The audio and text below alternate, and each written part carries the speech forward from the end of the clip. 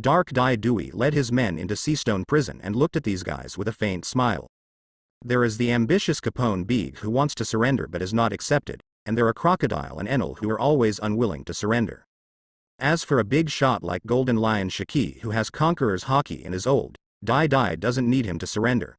Dai Dai only wants his lion fruit ability. There is also a CP agent, Menman Fruit Blue No. Today is my last attempt to surrender, but only one target has this qualification. Lao Sha, give you one last chance to join us. Dark Dai Dai raised his lips and said with a smile, as for the others, Dai Dai has been sentenced to death, and even the devil fruit ability has been chosen by the owner. Snort.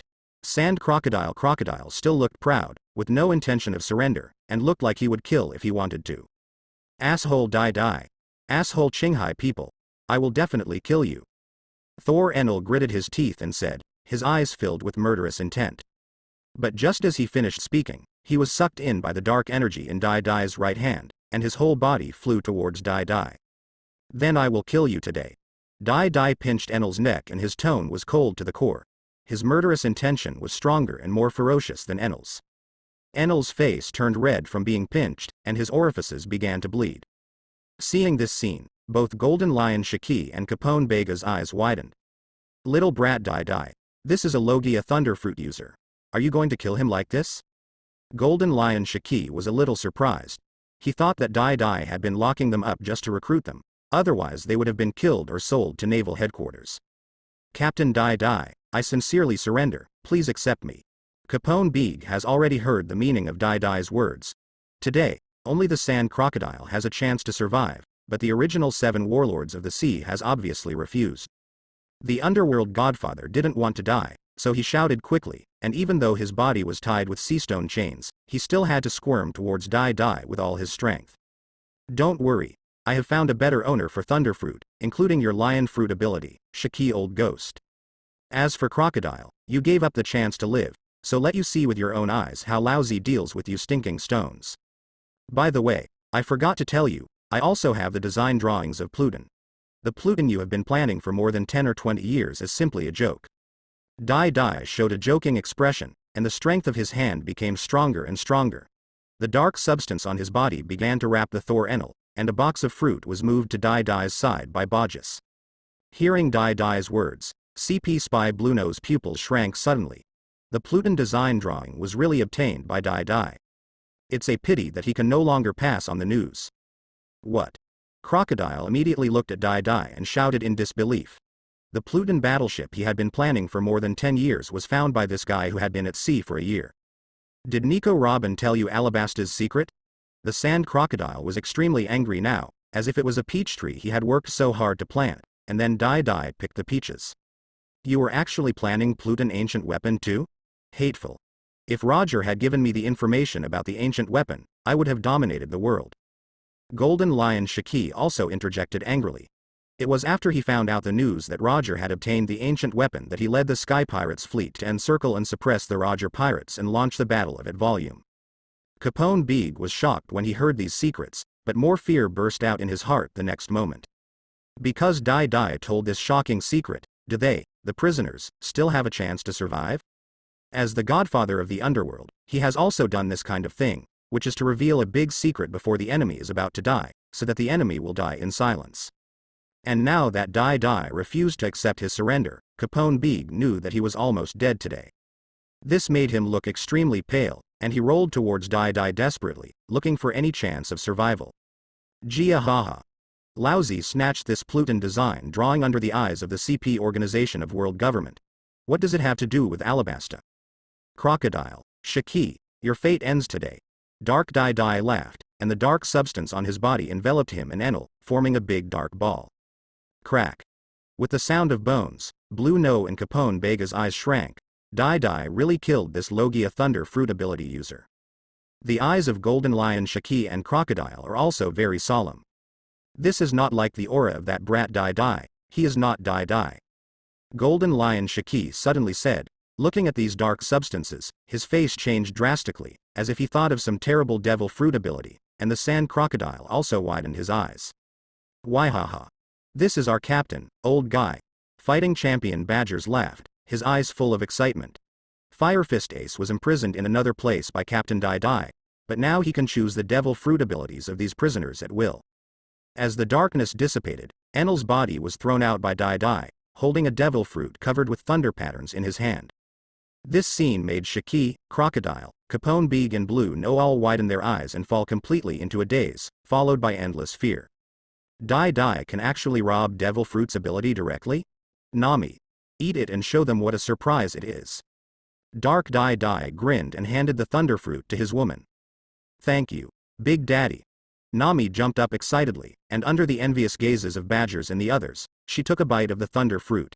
She still endured nausea and ate the entire devil fruit. As the lightning on Nami's body surged, the Big Daddy pirates were all excited, and these prisoners felt their Death Stars beating crazily. It's over. This time the fun is really over. Capone Big looked desperate. He didn't expect anyone to be able to deprive devil fruit of his abilities. He finally understood why Dai Dai did not accept his surrender. It turned out that he was already ready to receive the fruits of his fortified city. If he could do it all over again, he would choose to be a mafia boss in West Blue. What the hell? Why would he come to the Grand Line to join in the fun? Wow, so cool. The thunder and lightning on Nami, the female thunder god, burst out, and her whole body suddenly turned into thunder and lightning. The next moment, she flashed to the other side and appeared on the other side again. It was a great time. Nami. From now on, the Arc Proverbs will be handed over to you. Dark Dai Dai smiled softly and said, the first goal was completed, and then the second one would start. Understood. Captain, I will repay you tonight. Nami gave Dai Dai a wink, and then excitedly turned into thunder and raced. The ability of Thunder Fruit seemed to suit her very well. She was able to elementally transform so quickly. It seemed that her talent was also very powerful. Seeing Nami happily transforming into a lightning racer, Badgers was extremely envious, but now he still had to obey the captain's arrangement. If you can't get Mera Mera fruit, Sand fruit seems to be good too. Shiki, I know you can't surrender, but your lion fruit ability is very important to me. So I can only say sorry to you. I will pass on your will and dominate this world. And your lion sword style will flourish in Zoro's hands. Dai Dai said calmly that although Golden Lion Shiki also taught him a little bit of Conqueror's entanglement, it was more of a threat through turning into a woman, and taking photos, so that Shiki would honestly pass on the inheritance. Gia haha. He is indeed an evil kid. I really want to watch you turn this world upside down. Golden Lion Shiki saw Dai Duo's murderous intention, and he let go of the silence for a while, and began to laugh openly. This may be the courage of Conqueror's hockey. Bluno and Capone Big both looked at the laughing Golden Lion Shiki as if they were fools. They could not remain open-minded and not afraid of life and death in the face of death. Don't worry. The tide of the times has begun. That old guy Whitebeard will be able to accompany you within half a year. Dai Dai grinned, turned around and took over the famous sword Sakura 10 and Deadwood brought by his subordinates. Let you die under my own two swords. Dai Dai is now hard-hearted and will not let Golden Lion Shiki go just because of his age and courage. With the lion fruit ability, the Big Daddy pirates must win. As for Crocodile in the corner, when he heard that Dai Dai was going to kill Whitebeard in half a year, his expression changed again and his mentality also changed drastically. HMPH. Let the swords kill the master. Do you want them to become demon swords? Golden Lion Shiki said angrily that he didn't expect Dai Dai to come to play such a trick. His two famous swords were already at the level of great sharp knives, but it was still very difficult to enter the level of supreme quick knives. Two old rivals of the same era, the legendary pirate Whitebeard Newgate's Kong Yunchi and Roger's Ace, have both been promoted to become the supreme sharp sword. Originally, his Sakura Ju and Kuseki also had a chance to become the supreme sharp swords, but it would be much slower for him to have two swords in one person. As a result, he was seriously injured later, and he could no longer use hockey to upgrade them. It is better to die by one's own sword than to die at the hands of others. And after you die, your reputation will slowly be forgotten by the world, so why not leave behind two demonic swords with terrible reputations? Dai Dai said lightly that he would even use Golden Lion Shiki to die. Let such a strong man with Conqueror's hockey sacrifice the sword, and he should be able to leave two good demon swords. Gia haha. Maid. Sure enough, in the mouth of a bastard like you, all the hot stuff becomes reasonable. That's all. Let me sacrifice these two beloved knives with blood. Golden Lion Shiki cursed Dai Duo a few times, But Dai Duo had already picked up the two knives with a cold face, and the black substance on his body surged and wrapped them up. With the sound of two swords piercing, Capone Beeg was already chilling, and a generation of legendary pirates fell like this. Is it your turn next? The darkness dissipated, Dai Dai's face remained as usual, and Golden Lion Shiki was already sitting on his knees with his head bowed, with the two famous swords still inserted into his body. Fan Oka, this lion fruit is for you. Hurry up and develop your abilities, we will need it soon. Dai Dai handed the lion fruit to his sniper. In fact, he also thought about letting Blackbeard's body take on Paramecia lion fruit's ability. But he has a better choice. Paramecia is of course the strongest shock fruit, and Zone also has to choose a powerful phantom beast ability. He wants to focus the top 3 abilities on this body. Thank you, Captain. I will definitely live up to the captain's expectations. Even Van Oka, who had always been steady, was very excited at the moment. He had indeed chosen the right destiny. He also didn't expect to get the lion fruit ability of the legendary pirate Golden Lion Shiki. Van Oka decisively eats the lion fruit under the envious eyes of badgers. Like Nami, he also chooses to eat the entire devil fruit. As he floats up, he will no longer need the flying Mount Sanjong bird. He himself will be a flexible aerial sniper.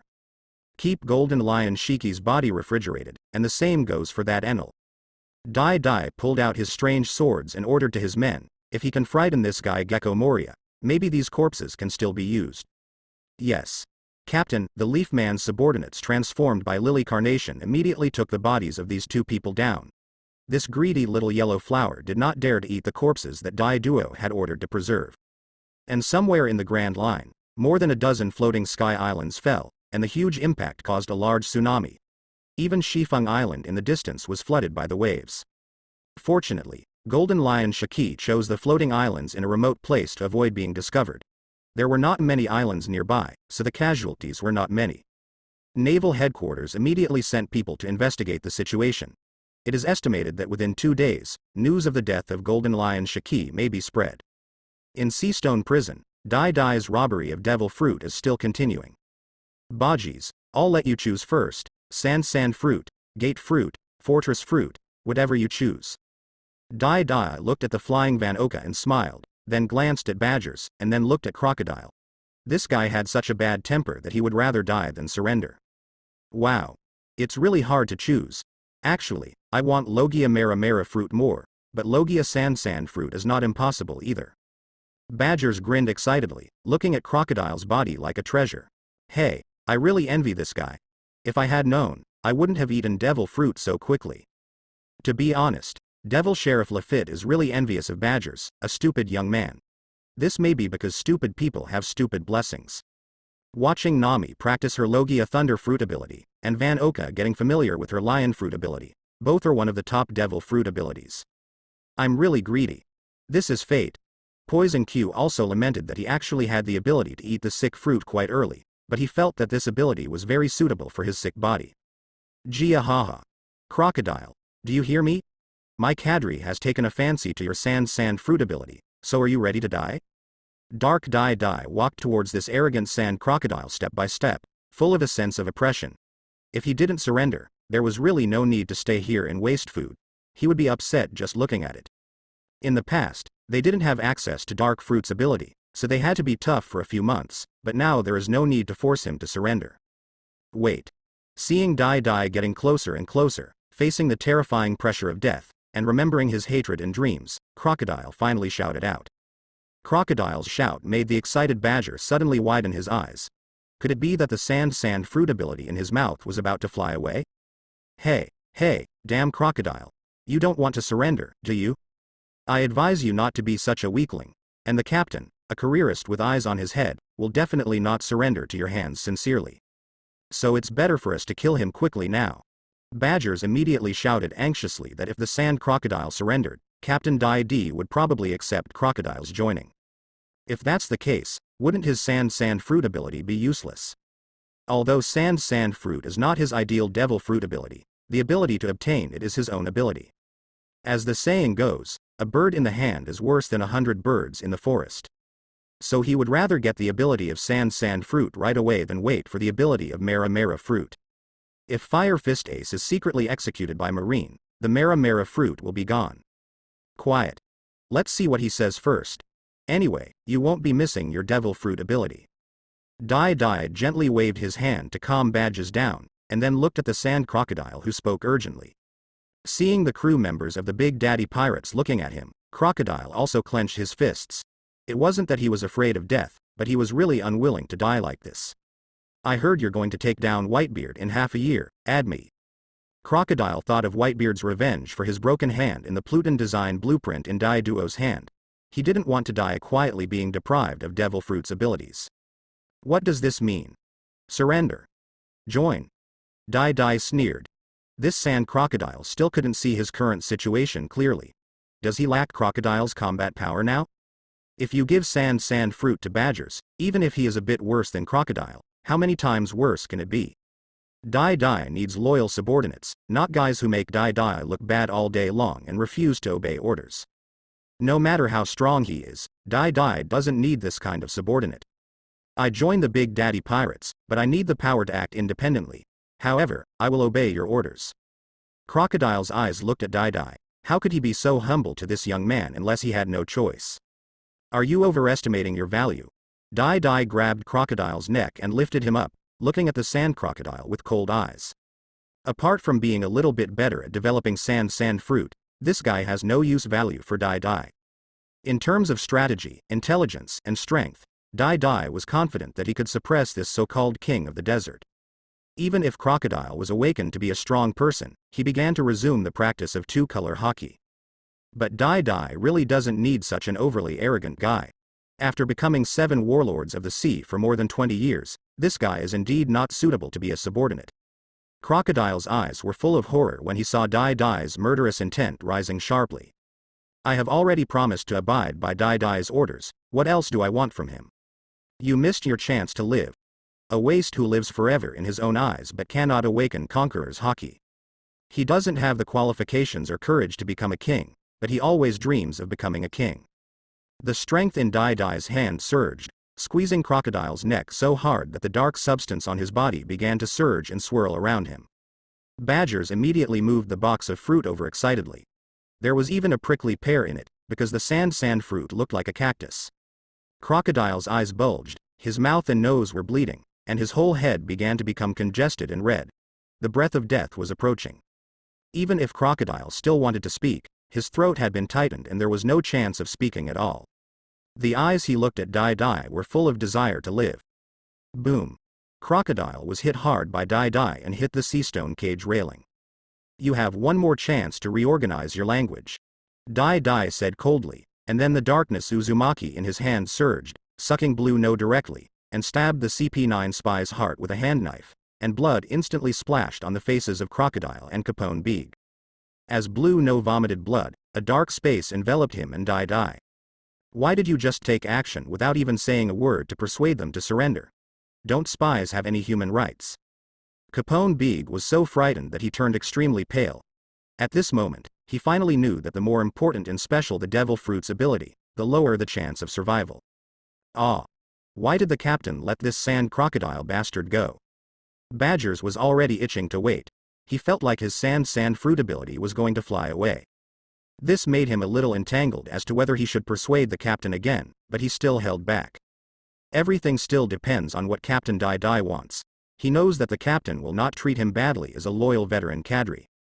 Maybe the captain will compensate for it with a better devil fruit ability later. As the darkness clears, Daidu appears holding a polyhedral devil fruit, tossing Blue No aside. Paramecia door fruit, would you like Badgers?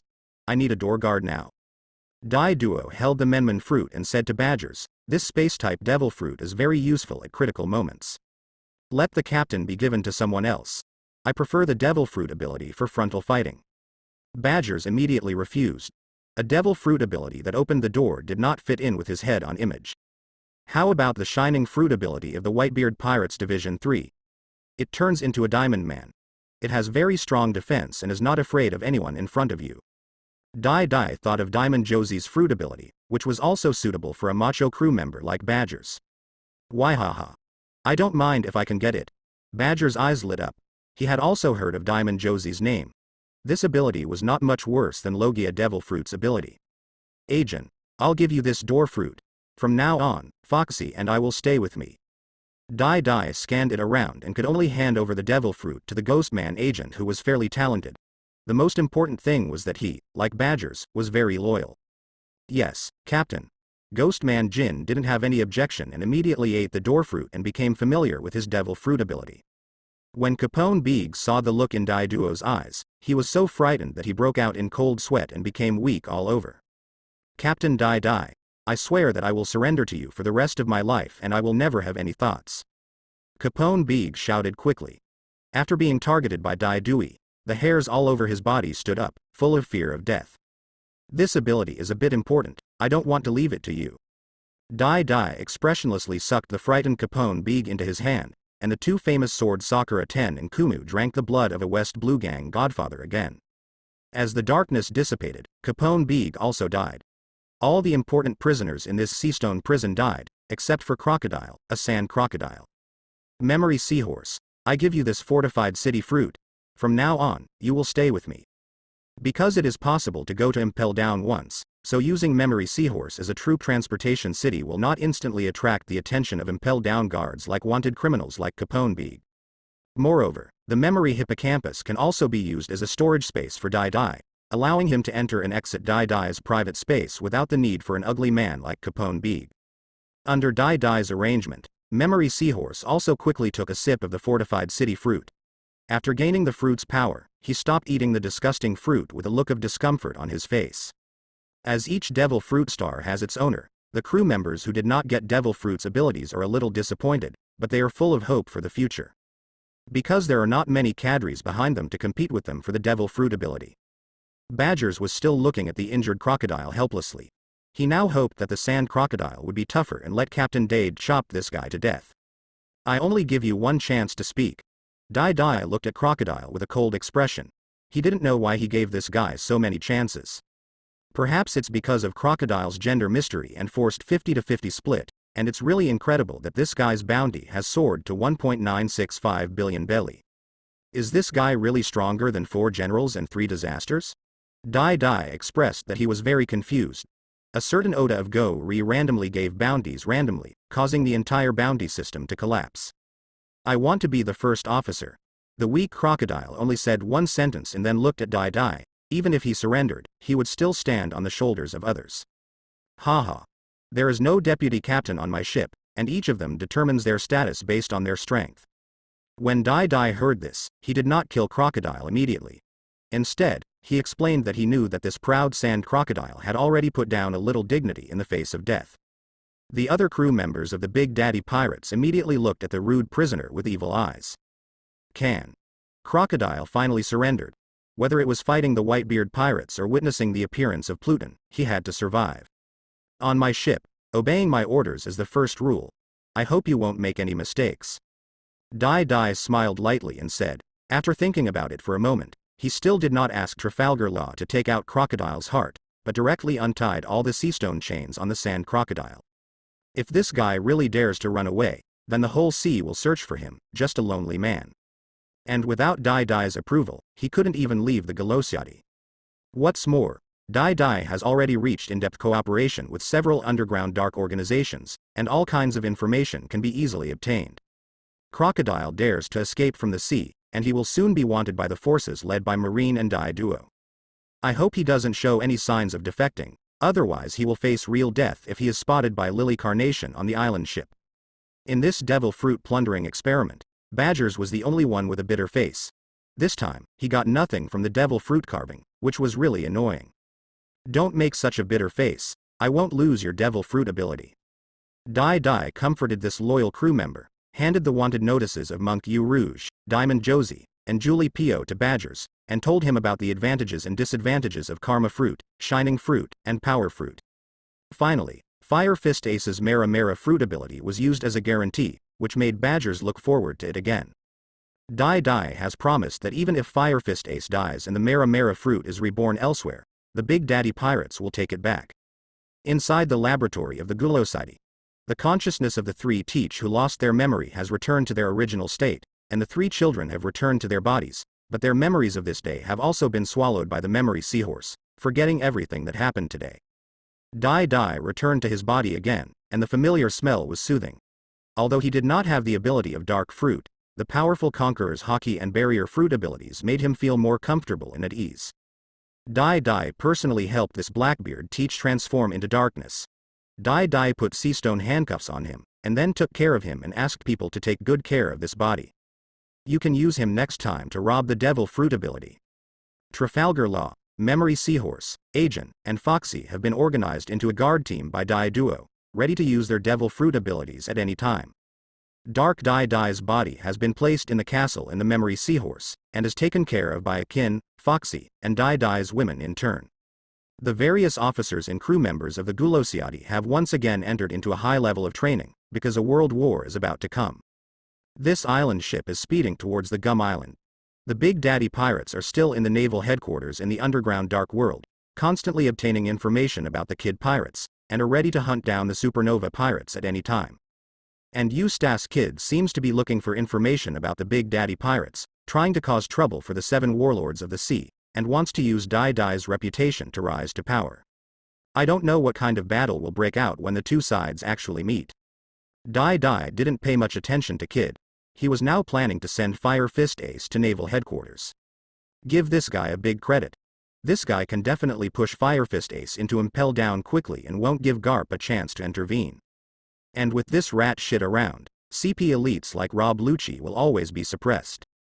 Dai Dai chuckled and was ready to give the Fire Fist Ace to Spandam, a villain, to attract a wave of firepower. If he leaves it to Marine, there is a slight possibility that Garp the Fist will intercept him and let him go secretly. You know, Garp, this old bastard, dared to blatantly let Straw Hat Luffy and his crew go. In the original book, after Lafitte broke into Marine's meeting, the Blackbeard pirates personally escorted Fire Fist Ace to Marineford in exchange for the position of 7 warlords of the sea. Garp the Fist had no chance to intervene.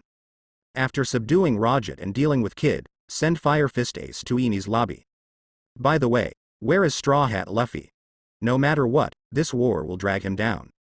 Dai Dai thought that if Straw Hat Luffy appeared on the battlefield, Garp the Fist, Red-Haired Shanks, and Revolutionary Army Dorag would have a different chemical reaction. In short, the more chaotic the summit war, the better, so that Dai Dui can fish in troubled waters, plunder Impel Down, and seize the shock fruit ability. There are also various demon fruit powers in Summit War, all of which are one of Dai Dai's targets. Grand Line Drum Island. In just 1 month, the Straw Hat Pirates have broken into the Grand Line from East Blue and landed on this medical island. Luffy once again tricked a little reindeer ship doctor onto the ship and gained the 5th crew member.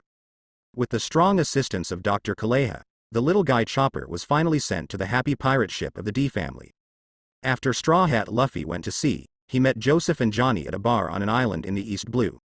They were bragging about their exaggerated stories about following the Big Daddy pirates, which instantly attracted the curious Straw Hat boy. Straw Hat Luffy immediately succeeded in inviting these two masters on board through all kinds of tough tricks, coupled with his unique courage. Since then, Sword God Joseph and Swordmaster Johnny have become the combatants and navigators of the Straw Hat Pirates. Later, in Scilab Village, the Straw Hat Pirates defeated the big fat Alvida Pirates, got the sniper Usopp to join them, and also obtained the dowry of a Going Merry.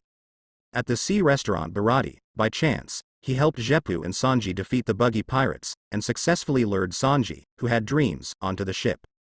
The 5 people formed a team to rush through the Upside Down Mountain and the Bounty Hunter Island, happily taking risks and becoming stronger along the way. On the Going Merry on the shore of Drum Island. Chopper, have you actually met Brother Dai Dai and the others? Joseph and Johnny said excitedly that they had also been with the Big Daddy Pirates back then, and were even among the first group of people like Zoro, but they were driven off the ship. Dai Dai has now become a world-famous 7 warlords of the sea, and has defeated the legendary pirate Golden Lion Shiki. Both Dai Dai and Zoro are their 2 big idols. It was also because of these 2 idols that they abandoned their fear and set out to explore the sea with determination. So strong. The bounty for Dai Dai is actually 100 million belly. But your brother Zoro, how come his bounty is lower than mine? Haha. Straw Hat Luffy looked at several wanted posters, grinned widely, and shouted with a little star in his eyes. He really wanted to have a bounty as high as Dai Dui. Idiot. Brother Dai Dai became the 7 warlords of the sea, which caused everyone in the Big Daddy Pirates to stop bounties. That's why Brother Dai Dai and Brother Zoro's bounties are so low. Otherwise, now, I guess Brother Dai Dai's bounty will not be less than 500 million belly, and Brother Zoro will definitely not be less than 100 million belly. Joseph slapped the idiot captain with a bang and cursed, saying that their idol would never allow anyone to look down upon or slander him. Even facing the world's greatest swordsman, Mihawk, they dare to draw their swords to defend their idol's dignity. Your limitations are still too low. I feel like this guy Dai Dai should have a bounty of 700 million to 800 million belly. Curled eyebrows Sanji blew out a smoke ring and said calmly that according to his analysis, the terrifying man who could defeat the 7 warlords of the Sea Sand Crocodile and the Golden Lion Shiki was not as low as 5 billion. At least it should be comparable to a 4-star general. It turns out that Brother Dai Dai is so strong. The little reindeer chopper's eyes widened and he was full of shock. He unconsciously touched his backpack, where there was a phone bug left for him by Dai Do, so that he could contact Dai Do at any time. Dai Dai is really scary. When he was in Zailuobu village, he defeated Beiji Crow alive and forced Crow to join his Big Daddy pirates. The slingshot player Usopp said with a frightened look on his face. He had watched Dai Duo beat Beiji Crow until he vomited blood, and he had subdued Crow with force. As for Crow, this guy seems to be sick and prone to masochism. The more Dai Dai beats him, the happier and more submissive he becomes. Yo see. Dai Dai actually forced others to join. It seems he is a bad guy. Let's go and beat him away. Straw Hat Luffy grabbed Dai Duo's bounty order and suddenly shouted loudly with his hands raised to the sky, his eyes full of fighting spirit and excitement. Baga. Shut up. The expressions of Joseph, Johnny and Usopp changed greatly. They all raised their fists and punched the idiot captain into pieces. They smashed them onto the deck and started a big fight. I didn't expect all 4 of you to have met Dai Dai. What a fate. Sanji, the yellow-haired chef, ignored the other crew members beating up the idiot captain, and just sighed at the coincidence of fate. Joseph, Johnny, Usopp, and Chopper all have something to do with Dai Do, and they all respect and admire Dai Do. This is a bad thing for the Straw Hat Pirates. If the Straw Hat Pirates and the Big Daddy Pirates start a war, let's not say whether they can defeat them. Once the war really starts, will these guys rebel? Sanji blew out a puff of smoke and shook his head helplessly. It was better for Luffy, the captain, to worry about these matters. He is just a chef. Amidst the noise of the fight, the Sheephead pirate ship left Drum Island and continued their adventure with Dr. Kaleha's smiling farewell. The Big Daddy Pirates' Guro Siati has already appeared on the island. The genius mechanic Rajat, with a desire for revenge against Kid, officially joined Dai Dai's staff as a mechanical scientist. At Lily Carnation's request, Dai Dai led the crew to transplant the flower of life and death to the Mechanism Island, so that it could begin to parasitize the sleeping island turtle and become the second base of the Big Daddy Pirates. Lily Carnation left Baron Carnival as a parasite and began to grow crazily on the island turtle. It wanted to control the huge island turtle as soon as possible before Dai Dai's plan started. The Paramecia arrow fruit on the Carnival Baron has also been plundered by Dark Dai Dai and handed over to Sunset Duyaya, who has an armed black bow. From now on, he will be able to create all kinds of sharp arrows out of thin air, even all kinds of explosive long arrows that can explode and navigate. Sunset Duyaya will also become a top sniper like Otonokoshi Van Oka, and one of the 2 sniper gods of the Big Daddy Pirates. The medical department led by Poison Q injected a large amount of coma drugs into the island turtle to help Lily Carnation parasitize the island turtle. After the flower of life and death entered a stable parasitic period, the Big Daddy Pirates set out again, at the request of Rajat, to hunt down the Kid Pirates. And Dai Dai's plan is in full swing. Spandam's itinerary information has been delivered to Dai Dai's desk, and Fire Fist Ace can be safely delivered to him at any time.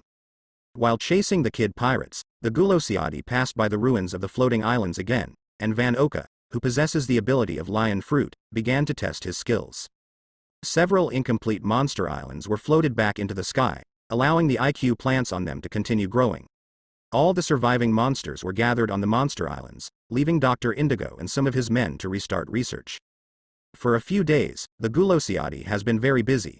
In addition to chasing the Kid Pirates, it was also making various plans and dealing with tedious chores.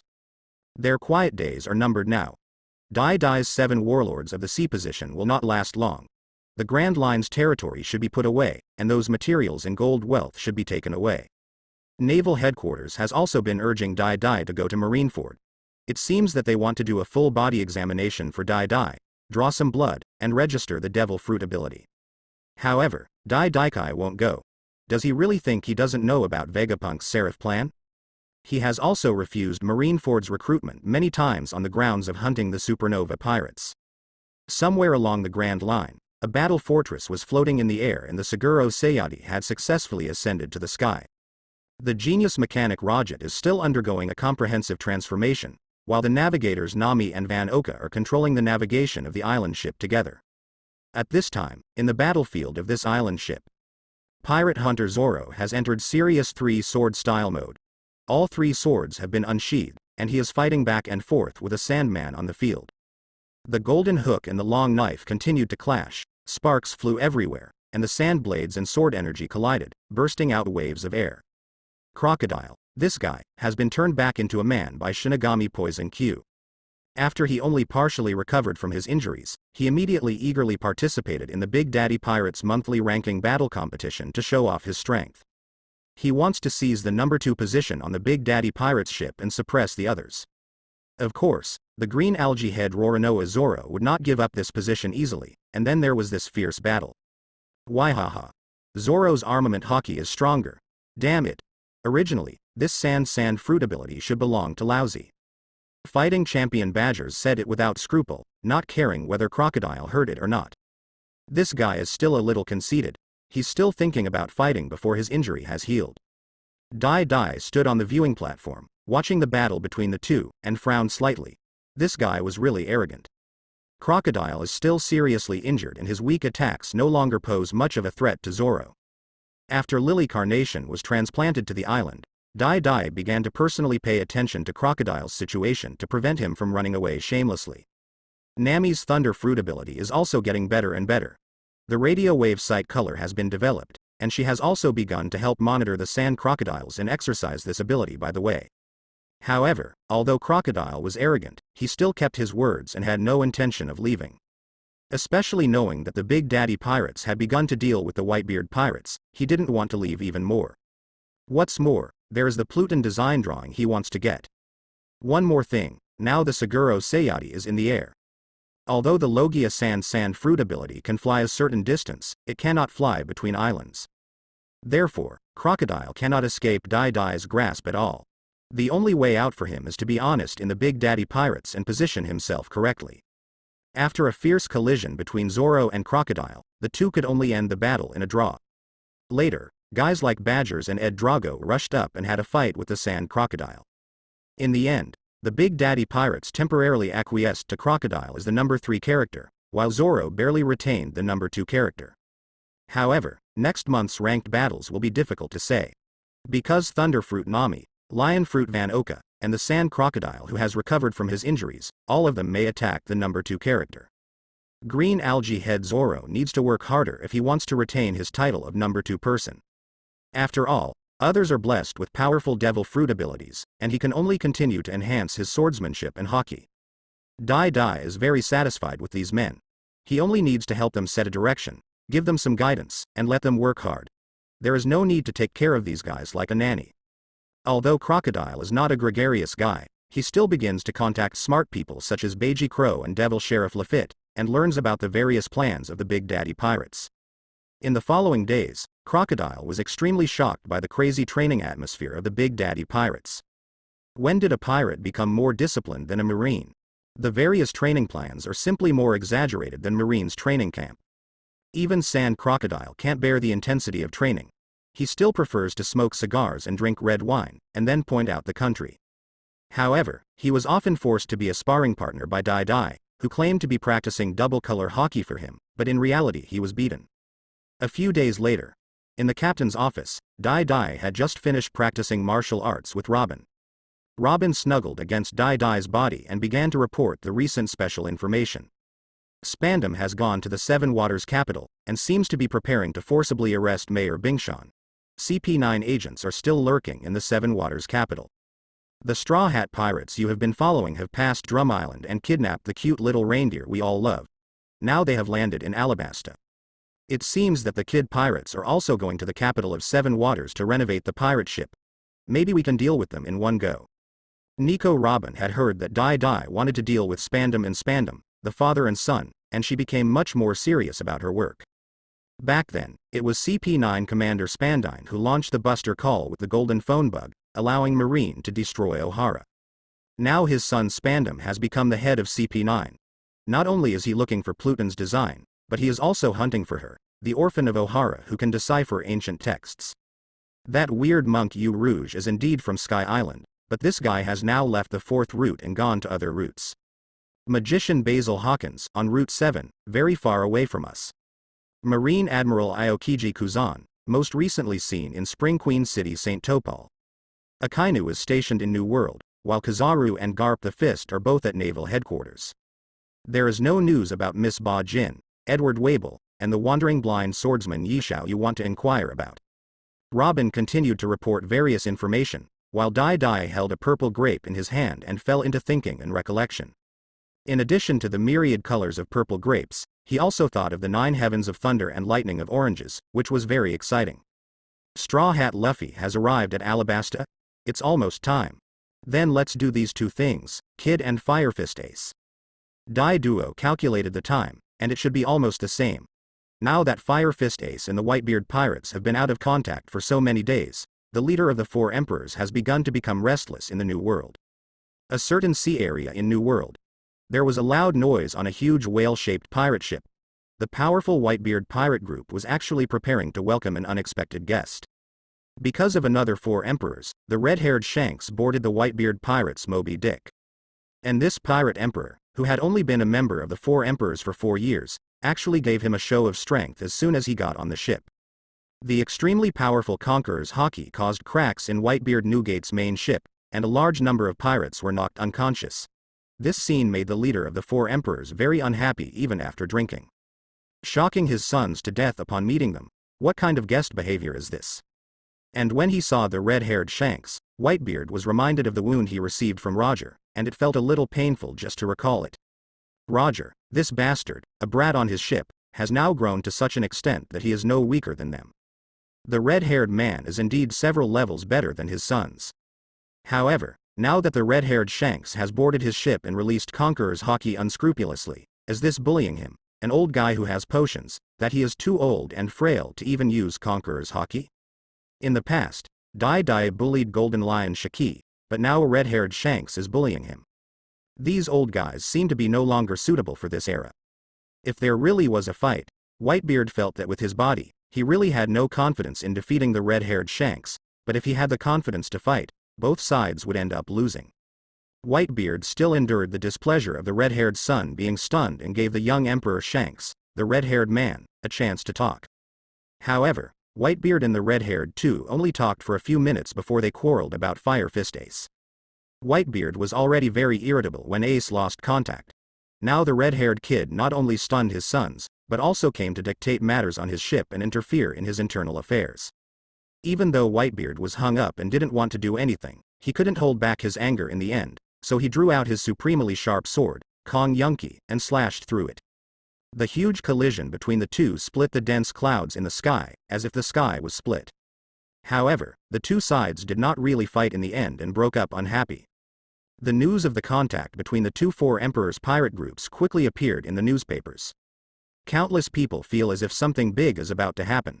On the other side, the Sky Island ship of the Big Daddy Pirates has arrived in the waters of the capital of Seven Waters.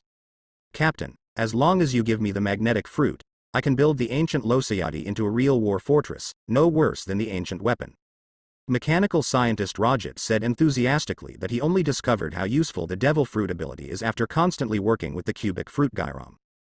Now he not only wants to kill Kid for revenge, but also obtains the powerful magnetic fruit ability. He admitted that he used to despise devil fruit's ability and thought that his brain was the smartest, but after being ravaged by Kid's magnetic fruit ability, he knows that devil fruit abilities can also help him conduct better research. And he heard Captain Dai Dai say that Vegapunk, the world's #1 scientist, is also a demon fruit power. Isn't this a matter of course? My genius scientist. Dai Dai smiled softly and said, now that Rajat has completely attached himself to the Big Daddy Pirates, he has not stopped strengthening and transforming the war fortress since he boarded the Guro Sayati. Contribute what you have learned throughout your life and no longer keep it in your possession. Thank you, Captain. I will never leave the Big Daddy Pirates in this life. Rajat said a little nervously. He has changed from a genius mechanic to a crazy mechanic.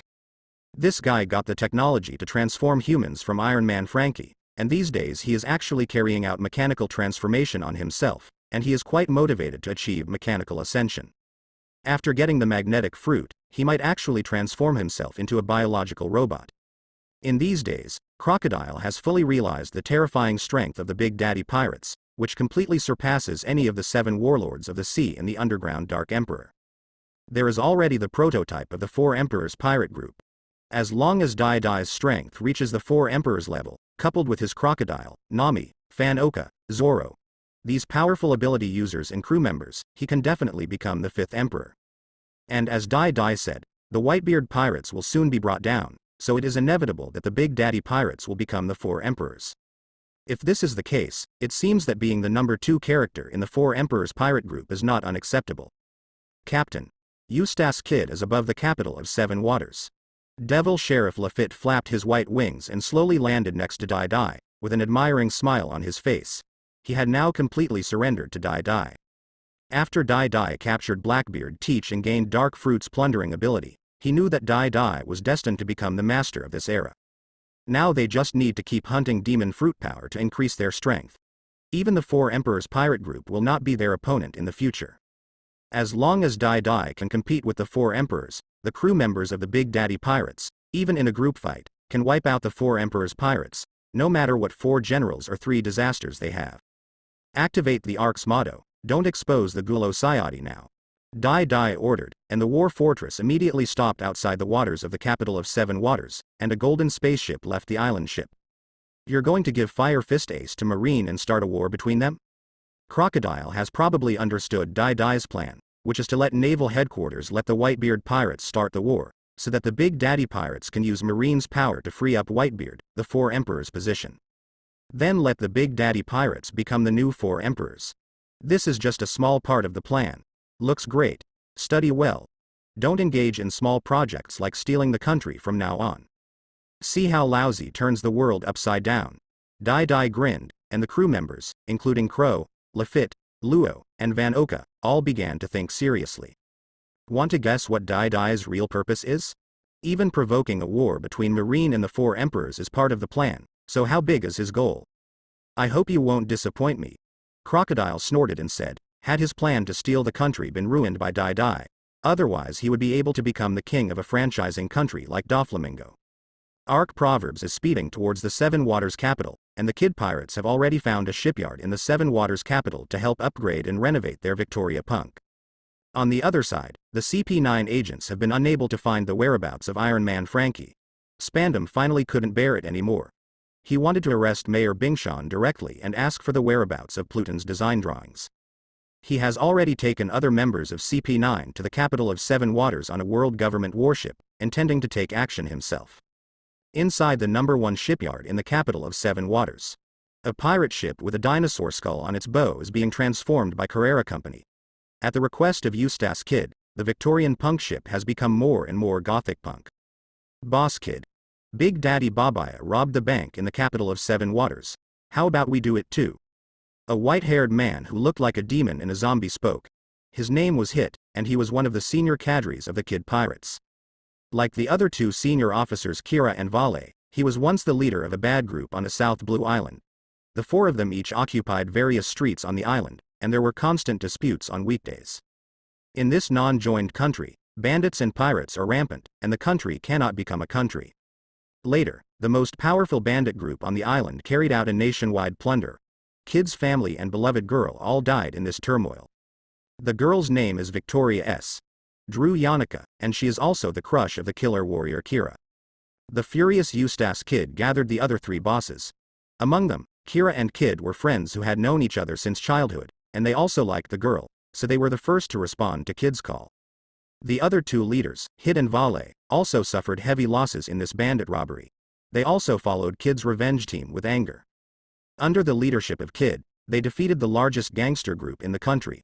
Kid also completely convinced everyone with his powerful strength and brutal killing methods. Kid, who lost his family and lover, said, I don't want to stay in this narrow world. He led these evil friends with murderous intent to form the Kid Pirates and became a pirate. In order to commemorate that beloved girl, the Kid Pirate's pirate ship is called the Victoria Punk. Don't be reckless, at least wait until the renovation of the Victoria Punk is completed. Another tall man who looked like a demon said calmly. He also held a three-pronged gun in his hand. He was Vey, a senior cadre who favored resourcefulness. Haha. Then before setting sail, let's plunder like crazy. Eustace Kid grinned widely and said that after losing his family, his ambition became purer and his killing became even crazier. He no longer has a family, and neither can he have any enemies. All must be slaughtered. He has never been afraid of death, he just wants to break the pattern of this ghost world and make the world a mess. Kira, the masked killer warrior, did not speak. He would carry out Captain Kid's orders. The boatmen of the Carrera Company who are renovating the pirate ship are also watching the murderous Kid pirate group with great fear. This supernova pirates massacred a large number of civilians and had a worse reputation than the Big Daddy pirates. At least Big Daddy Babaya has never killed civilians. On the other side of the Seven Waters City, CP9 Chief Spandam took his CP agents to land on this shipbuilding island belonging to the franchise country, and also summoned all the lurking CP9 elites like Rob Lucci.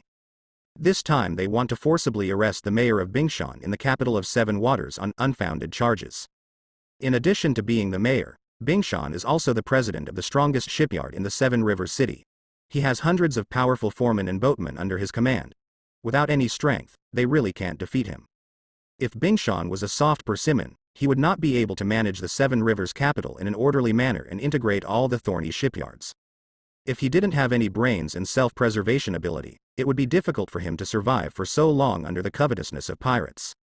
He also knew that world government's CP agents had been investigating him, otherwise he would not have given the Pluton design to Frankie for safekeeping. Now his Carrera Company does business in marine, pirates, and the underground dark world, with almost no distinction between black and white forces. Their aim is to build every ship well. This is also an important reason why the Seven Waters City is famous all over the world and has become a shipbuilding island. Rob Lucci, after wasting so much time this time, he didn't even find any trace of Iron Man Frankie. I am very dissatisfied with you. What a bunch of rubbish. As soon as CP9 Officer Spandam saw these elite agents lurking in the capital of Seven Waters, he started to curse. Now he has nothing to do with Big Daddy Babaya, the seven warlords of the sea, so he can only vent his anger on these subordinates. Faced with Spandam's insults, Rob Lucci's eyes turned cold, but he did not reply. He responded with silence. The other CP9 agents could only be secretly angry. The first level of officialdom crushes people to death. This incompetent idiot boss. Lord Spandam, calm down. This time we take action, we will definitely complete the mission. A thin man wearing a red feather hat immediately spoke. His name was Nero, nicknamed Sea Weasel, and he was a new CP9 spy member who had just completed special training, the fourth style in the Grandmaster Marine 6 styles. He glanced at Rob Lucci, who was known as the strongest CP9 in 800 years, and his eyes were a little eager to try. This genius has disappeared for 5 years. I wonder if he is still the same genius now? After all, how many 5 years can a genius have to waste? If these wastes weren't so useless, would Lousy have traveled all the way from Eni's lobby to come here to supervise them personally? Spandam drew out his elephant sword and Fankfried shook it in a feigned rage, and cursed in an exaggerated manner. However, when he saw Rob Lucci's face getting more and more ugly, his heart trembled, and he didn't dare to go too far, so he immediately restrained himself a lot. Now he still needs these powerful men to do things for him. Go and arrest Bingshan now. Lousy wants to interrogate him personally. Spandam put away his elephant sword, and then began to issue orders to these men, killing the Carrera Company in a mighty manner. He has always felt that the world government and naval headquarters were too benevolent. What was the use of lying dormant for so long? Iceberg should have been captured long ago, tortured, and the Pluton design drawings should be forced out as soon as possible. These Marines talk about justice every day, trying to be fair and above board in everything they do, and never keep their word. But their CP agents are directly affiliated with celestial dragons. They only serve the interests of the world government and pursue the principle of kill first and then report, divine authority. The dark justice. Now world government and Spandam have listed the charges for Bingshan. This time, like Tom, he illegally colluded with pirates, built pirate ships for pirates, and endangered the safety of civilians. After Iron Man Frankie's whereabouts were unknown in Dai Dai's hands, the world government finally made up its mind to capture Bingshan, the only man who knew the whereabouts of Pluton's design. And high in the sky above the capital of Seven Waters, a golden spaceship quietly arrived. "Agent, open the door, Lousy will go down personally to wipe out the kid pirates," Dai said expressionlessly. He wanted to see how tough this iron-headed kid was, and he would cut off this red-haired kid's arm no matter what, as a tribute to the red-haired Shanks. Hearing that Dai wanted to take action himself, the other cadres were helpless. It seemed that they could not take action again. "Understood, Captain." Ghostman Akin immediately opened a transparent air door, and on the other side of the door was Carrera Company's #1 shipyard. In the shipyard at the moment, Eustace Kid is discussing with 3 of his senior cadres to do something big before leaving the Seven Waters capital. What Big Daddy Babaya can do, they can do too. Isn't it just robbing a bank? Even if there are world governments and underground dark forces behind the bank, Kid is not afraid. Besides, he is currently looking for trouble with 7 warlords of the sea, Big Daddy Babaya, and he's so scared. After entering the new world in the future, he will unseat the 4 emperors and stand at a higher position. In short, the whole world is his target. Even world government and naval headquarters are the same. Kid, am so crazy. After burning, killing and looting so many islands, they are not very short of money now. Now they have a lot of money to transform their pirate ships into the most powerful ones. They respect the people in the shipyard. After all, these shipwrights are related to their pirate ships and future navigation safety. Big Daddy Babaya, that bastard, is running so fast. Is he afraid of our kid pirates? Zombie Man Hit laughed while drinking wine. After he learned that Dai's island ship had been transformed into a mechanical ship, he believed that Kid's magnetic fruit ability would definitely defeat the Big Daddy pirates. A large amount of mechanical metal can increase Kid's strength several times. Don't underestimate a 7 warlords of the sea, his cadres are very powerful. Demon Man Wei said calmly that he has been analyzing and studying the crew of the Big Daddy pirates. They have many demon fruit powers and are quite powerful. The more he analyzed it, the more worried he became. In terms of overall strength, they seem to be completely inferior to the Big Daddy pirates. Although the bounties for the crew members of the Big Daddy pirates don't seem high, these are figures that have been stagnant for more than half a year. Now Vale doesn't know the extent of the strength of these guys. And now Kid's bounty is indeed much higher than Big Daddy Babaya's stagnant bounty. Don't worry, Vale. I'll let you see my newly developed magnet demon and see how I can defeat the Big Daddy pirates. Kid was also eating meat, his eyes full of confidence. The more he fought, he discovered how powerful his magnetic fruit was, and his momentum became stronger and stronger. Even with the mask on, Kira can be seen sucking noodles, which is his favorite type of udon. Suddenly, Kira suddenly raised his head and looked to the side. In the somewhat illusory air, a round door appeared. This made him immediately drop the food, pick up his death scythe, and stare at that place, as if some giant beast was about to appear. Kira's movements made the crew members of the Kid pirates quickly alert, and a large amount of metal floated next to Kid, turning his right arm into a huge metal arm. Red-haired iron-headed boy, I heard that you were looking for me everywhere. A cold voice came out from an air door, and then a domineering aura appeared, and a figure walked out. Seeing the appearance of the visitor, the Kid pirates were shocked. Big Daddy Babaya actually came to see them in person. The oppressive conqueror's haki instantly stunned all the crew members of the Kid pirates, leaving only the 4 Kid members. Zombie Man Hit no longer looked as arrogant as before, and there was only fear in his eyes. This 7 warlords of the sea was too terrifying, completely beyond his imagination.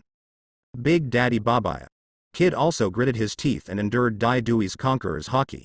He was unyielding and would never be intimidated by anyone. You can't even call me father or father today. A barrier blade slowly appeared in Dai's hand, and he started to charge up a certain move. Asshole. Stop pretending here, magnetic mechanical giant arm. Kid roared angrily, and countless metals flew towards his right arm. In this shipyard, hammers, saws, and the swords, guns, swords and halberds of his men all gathered together and turned into a giant that was more than 10 or 20 meters tall. Metal arm. Suffer death. Bastard Dai. Kid was full of anger and displeasure, and he threw himself at Dai with all his strength. I heard that gods avoid me, but I am the Emperor Kid. Look how many hands you have to chop off. God avoids. The barrier blade in Dai Duo's hand spurted out a large amount of emission haki, like burning flames. He stepped on the ground and rushed towards Kid instantly. The huge metal arms and Dai Duo crossed each other, splashing countless sparks. There was no explosion, just countless metal fragments flying and scattering. Clang. There was another fierce collision, and Dai Dai blocked the killing warrior Kira's attack with one hand. It's not good to attack like this. Zoro, leave this guy to you. Dai Dai kicked Kira away and let Zoro practice his skills. This guy was also a supernova in the original book.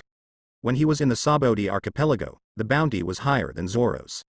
When in Wano-kuni, he was still able to injure Zoro, who lost his black sword Shisui and only had 2 swords, so his strength was pretty good. Receive. Pirate hunter Zoro came out of the air door and immediately rushed towards Kira, who seemed to be quite strong, with a little excitement. It seemed that he could still play with it today. Kid, who lost his mechanical giant arm, was stunned for a short time and let out an angry and shrill cry. His right arm was actually broken. Boss Kid. Hit and Vale shouted in shock. They had no idea that their captain would lose an arm just after meeting him. This scene was completely different from what they had planned.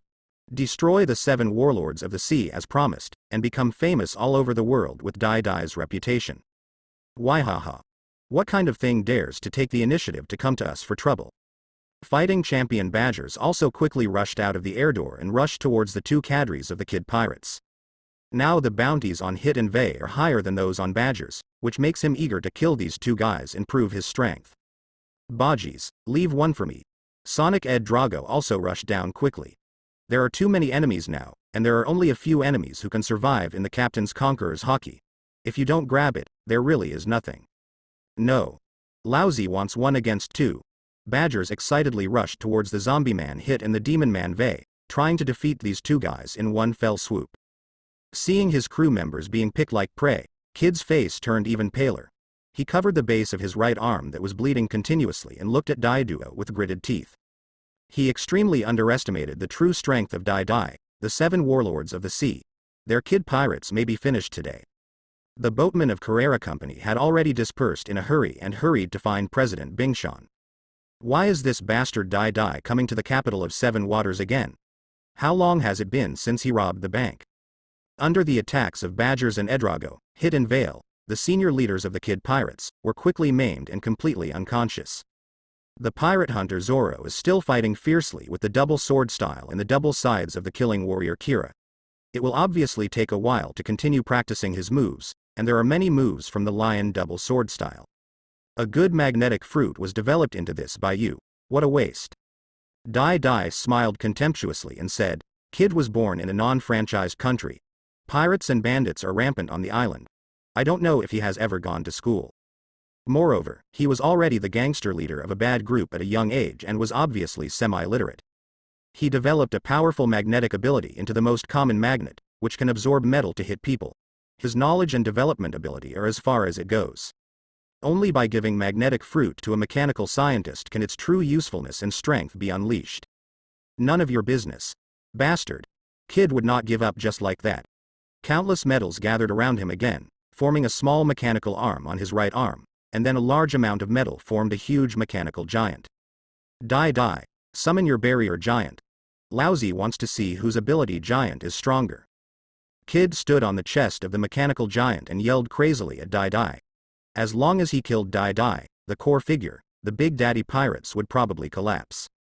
You're not qualified to let me out, Susanoo, red-haired kid. If God avoids me, he will break another arm. God avoids. Dai Dai once again used the barrier blade that surrounded emission hockey to kill him, and in Kid's angry eyes, the red light passed by again. Kid controlled the mechanical giant to swing wildly, trying to smash Dai Dai into pulp. Before the mechanical giant was broken, Kid's left arm spattered a lot of blood again. No. Why? Why? Kid was shocked and angry. Dai Dai's attack could actually break through his mechanical arm and attack the inner arm. This is called emission hockey, and this is an armament hockey technique that you may not even be able to learn in the new world. Before you have enough strength in your next life, remember to keep a low profile, red-haired iron-headed boy. The barrier blade in Dai Dai's hand quickly lengthened, and the blade flashed a few times. It was as easy as Assassin Wuluki cutting the robot with the 1,000 blades of the magic knife, cutting Kid's mechanical demon into several pieces. Ah! I can't fall down. Kid yelled crazily, and the metal around him began to float and riot. Even if he loses his arms, he will fight this world to the end. Destiny is like force, if you don't fall, you will fall. Dai Daifei rushed over and hit Kid's stomach with an armed knee strike, shattering the metal armor. The crazy kid's eyes suddenly popped out, he vomited blood, and his breath was almost broken. The rioting metal around him also fell to the ground in an instant, and the tinkle clanged to the ground, like a symphony. The edge is too strong, and the time and opportunity for you to awaken Conqueror's Haki are gone. Dai whispered in Kid's ear, then knocked him out completely, picked him up and returned to the space door of Ghostman Agent, and took Kid directly back to the Ark's proverbs. Zoro. End the battle quickly. Before Dai left, he shouted to Zoro, who had not yet drawn the 3 knives, that they did not have so much time to waste and had to go to the next plan immediately. After the pirate hunter Zoro heard this, he immediately put on a green turban, pulled out his 3rd sword, entered the serious mode of the 3-sword style, and fought against the killing warrior Kira. When Kira saw that Hit and Vale were captured, and even Kid was taken away by Daidui, he became more and more anxious. This flaw also doomed his defeat. On the Ark's proverbs, the genius mechanic Rajat, with a face of hatred and excitement, followed Dai and Trafalgar Law into the castle of Memory Seahorse. In the castle's laboratory, Rajat stabbed Kid's vitals several times crazily, venting his anger and avenging himself. Dai had already entered the body of Dark Dai under Luo's mind exchange, and quickly used Dark Fruit ability to rob Kid of Magnetic Fruit ability. When several people left Memory Seahorse's castle and appeared in Ark's proverbs, Rajat had become a magnetic fruit user. This mechanical scientist can't wait to return to the Gulo City to carry out the mechanization process of the island ship. He wants to completely transform the island ship into a war fortress no less powerful than the ancient weapon. Even though Crocodile has already seen it, he is still very afraid of Dark Fruit's strange ability.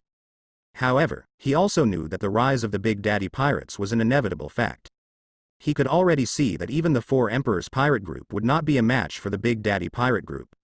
Thinking that Dai had said that dealing with Whitebeard was only part of the plan, he could already guess that Dai's ambition was the whole world. Thinking of this, Crocodile couldn't help but be shocked by Dai's ambition. This guy seems to be really worthy of his assistance. Below, the Kid pirates were completely destroyed. Even the fainted pirates were dead. Hit and Vale were killed by Badgers and Edrag, and their heads were taken to Marine in exchange for bounty money. The killing warrior Kira was also defeated at the hands of Zoro. Dai did not keep this deputy who was loyal to Kid, and asked Badgers to kill him too and take it in exchange for the bounty. In this way, the most powerful supernova pirates, which had killed countless civilians, was completely destroyed at the hands of the Big Daddy Pirates. Even their pirate ship, the Victoria Punk, was sold to the Carrera Company at half price after the little thief cat Nami plundered it. This also lets the world know why the Grand Line is called the Pirate's Grave. Even the most powerful supernova with a bounty of over 100 million will be destroyed in an instant and completely destroyed in this sea. On the other side, a large number of thugs in suits also broke into the headquarters of Carrera Company. These CP agents violently arrested the mayor of Bingshan. Even the powerful foreman and hundreds of shipwrights were defeated by the CP9 army that launched an all-out attack. The powerful shipbuilding foremen such as Barry, Telestone, and Bipley were also seriously injured by CP9 elites such as Rob Lucci. They could only watch as their respected president Bingshan was captured by these CP agents. On the shore of the Seven Waters City, the iceberg was forcefully pressed onto the warship. Iron Man Frankie, a handsome guy with a changed face, actually launched an attack on the world government's warship right here in the port, hoping to rescue the iceberg. Unfortunately, the pervert not only failed to save anyone, but also exposed his identity. Under Spandam's excited orders, he was beaten up by Rob Lucci and directly captured, and he successfully served the food himself. Spandam then returned to Eni's lobby with his trophies in a state of excitement, to subject them to the most brutal torture. What they didn't notice was that a golden spaceship had appeared above and behind them. Arc Proverbs Chapter 1. The Big Daddy Pirates have been hanging on to this warship belonging to the world government, following them away from the Seven Waters capital. This position is almost ready for action, both front and rear are far away from the island. Nami looked at the chart and analyzed the best location to attack, which would be difficult to spot by others. Nami, use your electromagnetic wave moves to remotely interfere with their phone bug signals. Dai touched the little orange head and said softly, Dai has recently helped Nami develop this signal jamming technique, but there is still a lot of room for improvement. If Nami were willing, all the phone bugs in Arc Proverbs would now be unable to make calls. It's a bit far, I'll give it a try, Nami said seriously that after getting the Thunder Fruit, she worked day and night to develop various abilities to maximize their effectiveness. Lest the other crew members say she wasted this top-level Logia Devil Fruit ability. Nami, who has always wanted to be strong in her life, will never allow others to look down on her, and she doesn't want others to question Dai Dai's decision. She is not a vase, she is the female Thor. As Nami activated the Thunder Fruit ability to interfere with the phone bug signal, Arc Proverbs also quickly rushed towards the warship under Van Oka's Lion Fruit ability. They had just landed in the clouds directly above, and Rob Lucci quickly spotted the menacing golden spaceship. Be careful. The Big Daddy pirates are attacking. Rob Lucci immediately shouted, and his body instantly turned into a half-leopard man and entered a fighting state. Even though he has been practicing hard recently and constantly increasing his strength, he still has no chance of winning against Dai Dai. Asshole. This guy is really peeking at Pluton's design. He actually dares to attack the world government's warship. Spandam yelled angrily, they just caught Bingshan and Frankie. Dai Duo came to kill them, there must be a lot of tricks in it. He immediately took out his phone bug and asked for help from the naval headquarters in the world government. This time he had to send a marine admiral to drive away the lawless 7 warlords of the sea. Or let them warn and put pressure on Dai Dai. The mission level of the Pluton blueprint is very high, enough to abandon a 7 warlords of the sea. However, as the phone bug continued to fail to connect, Spandam's face began to turn pale, and the golden spaceship was already in sight. 7 warlords of the sea, Didi Babaya, are you going to openly attack the world government's justice ship? When Rob Lucci saw the trembling Spandam, he immediately passed the officer and shouted to the golden spaceship. What does it mean to be open? I'm here to give your officers a chance to get promoted and make a fortune. As for you, don't stand in his way. Dai Dai jumped directly onto the warship, and the domineering conqueror's hockey broke out again, cleaning up the miscellaneous fish and minions in an instant, leaving only a few stronger CP9 elites.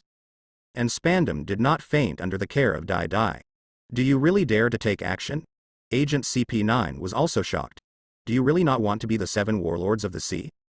Memory Kaiba, let them recall what a surprise is. Dai Dai smiled, and Memory Seahorse quickly released a packaged memory, allowing these CP9s to recall the memories of being tortured. As the light of these memories returned to them, Rob Lucci, who was in leopard man form, was stunned and exited the half-orc form. Impossible. Impossible. We are actually being treated like this. Rob Lucci thought about his experience of becoming a woman and couldn't bear it anymore. Even though his heart was as hard as iron, he was a little broken at this moment, revealing a huge flaw. Lie down. Dai Dai rushed forward, punched Rob Lucci with a punch, stuck Seastone's 10 hands on him, and threw him aside. Seeing the strongest player in CP9 being knocked down like this made Spandam, a weakling, terrified. Master Dai Dai. I give you Bingshan and Frankie, but don't kill me. Spandam immediately knelt down and begged for mercy, his eyes full of fear.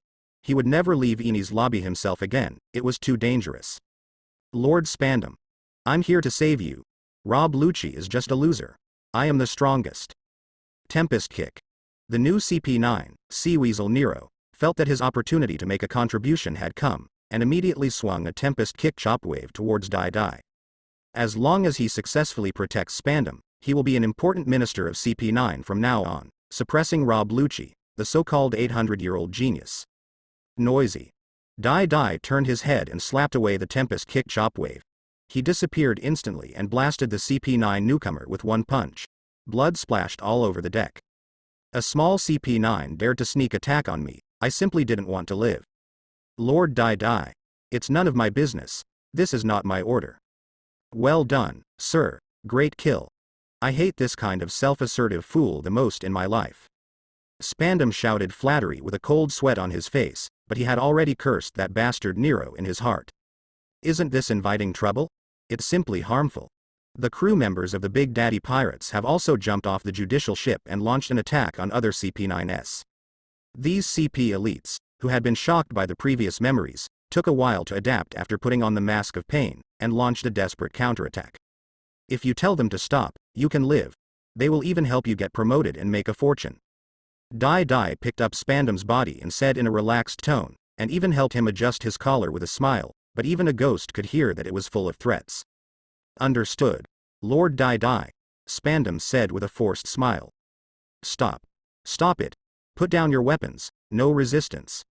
Spandam shouted to Kaku, Cabra, Khalifa and other CP9 elites, with a commanding tone. This attitude is completely different from when facing Dai D. Spandam. You told us not to resist. Khalifa, whose parents are both elite CP agents, looked at this bullshit boss with anger on his face.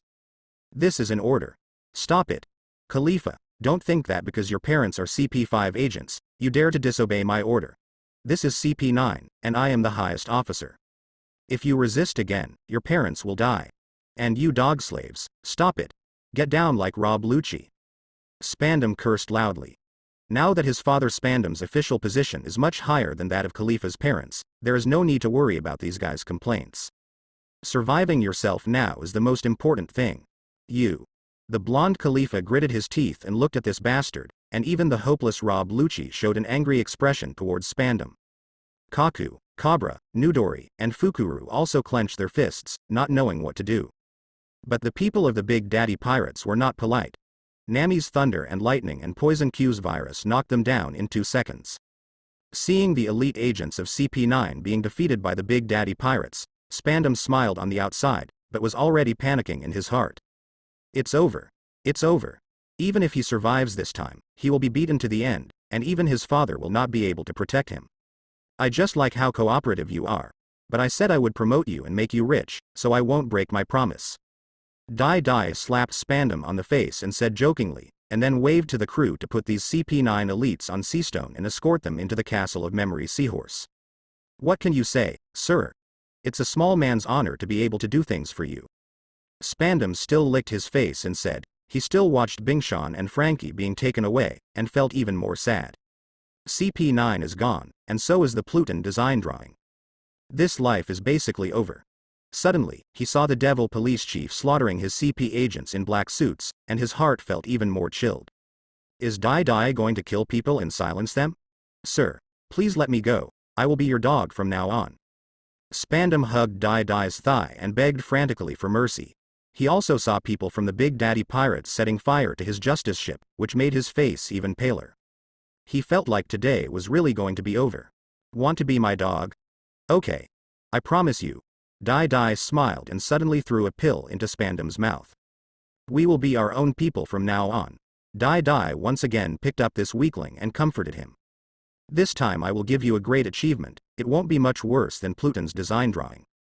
Remember, your judicial ship was attacked by Firefist Ace, and you CP9s worked hard to catch him. As for the other agents, their entire army was destroyed. You are the hero. You persisted to the end and successfully captured the vicious Whitebeard pirate team leader.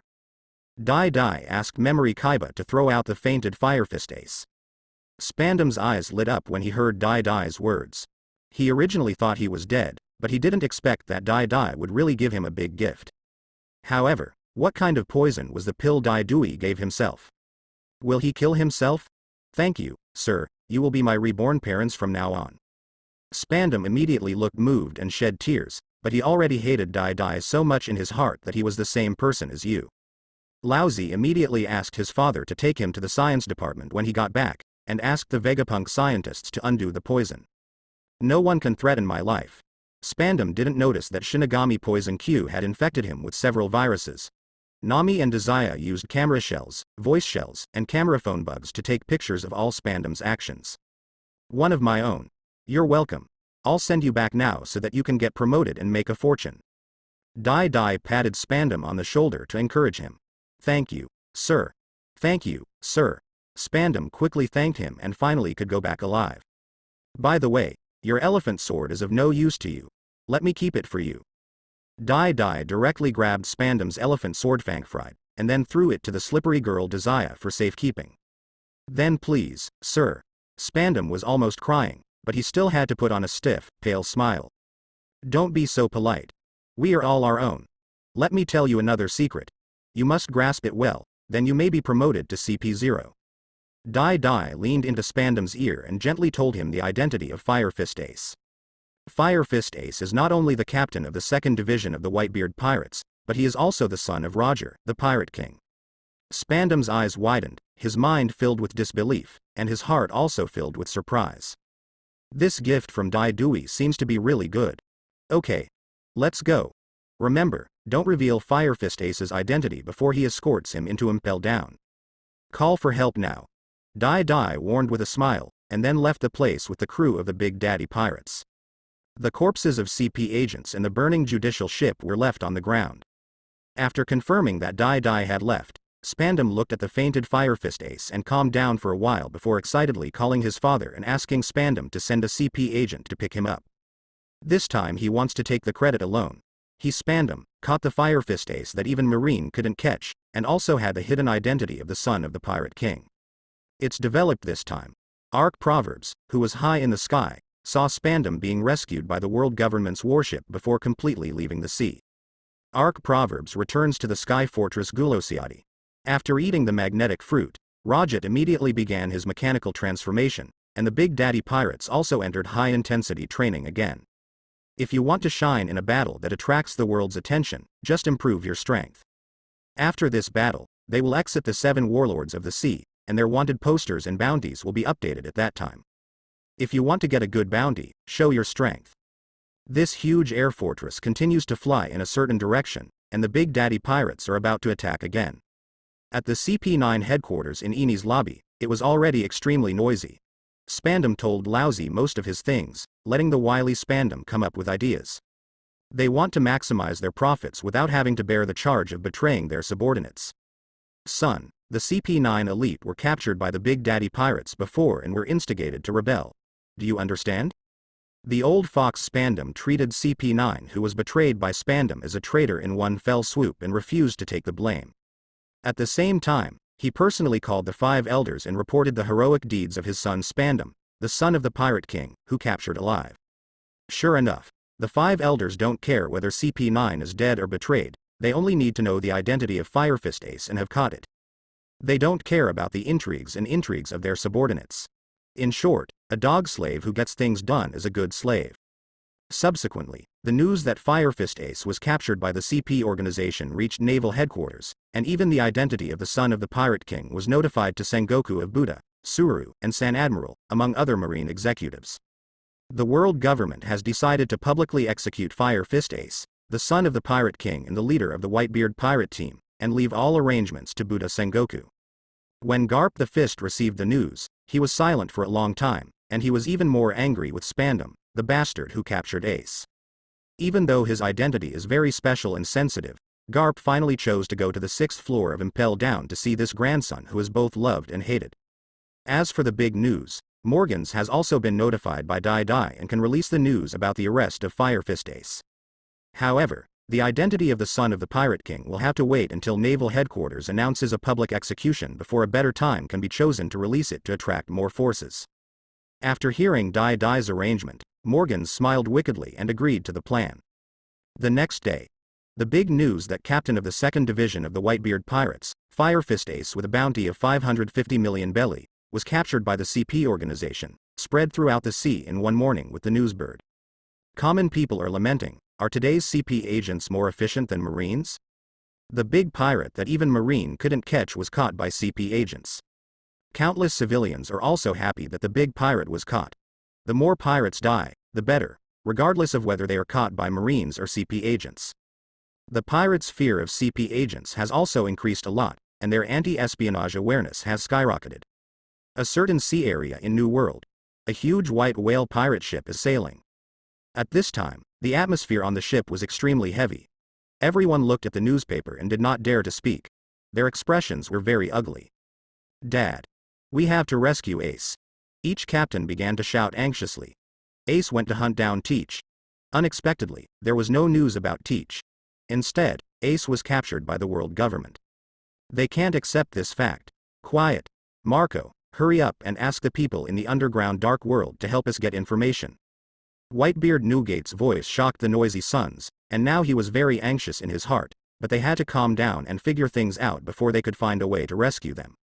Yes, Dad. Marco immediately used the phone bug to notify various affiliated pirate groups in the underground Dark Emperor, asking them to work together to collect information for the Whitebeard pirates.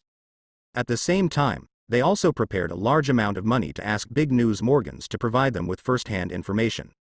After receiving the information, Morgans grinned. Not only did he want to eat the intelligence fees from both sides, but he also wanted to make it public and eat everyone's money. The Whitebeard pirates were a little worried, and Shanks of the Red Hair pirates sighed helplessly after seeing the news. What he was most worried about happened.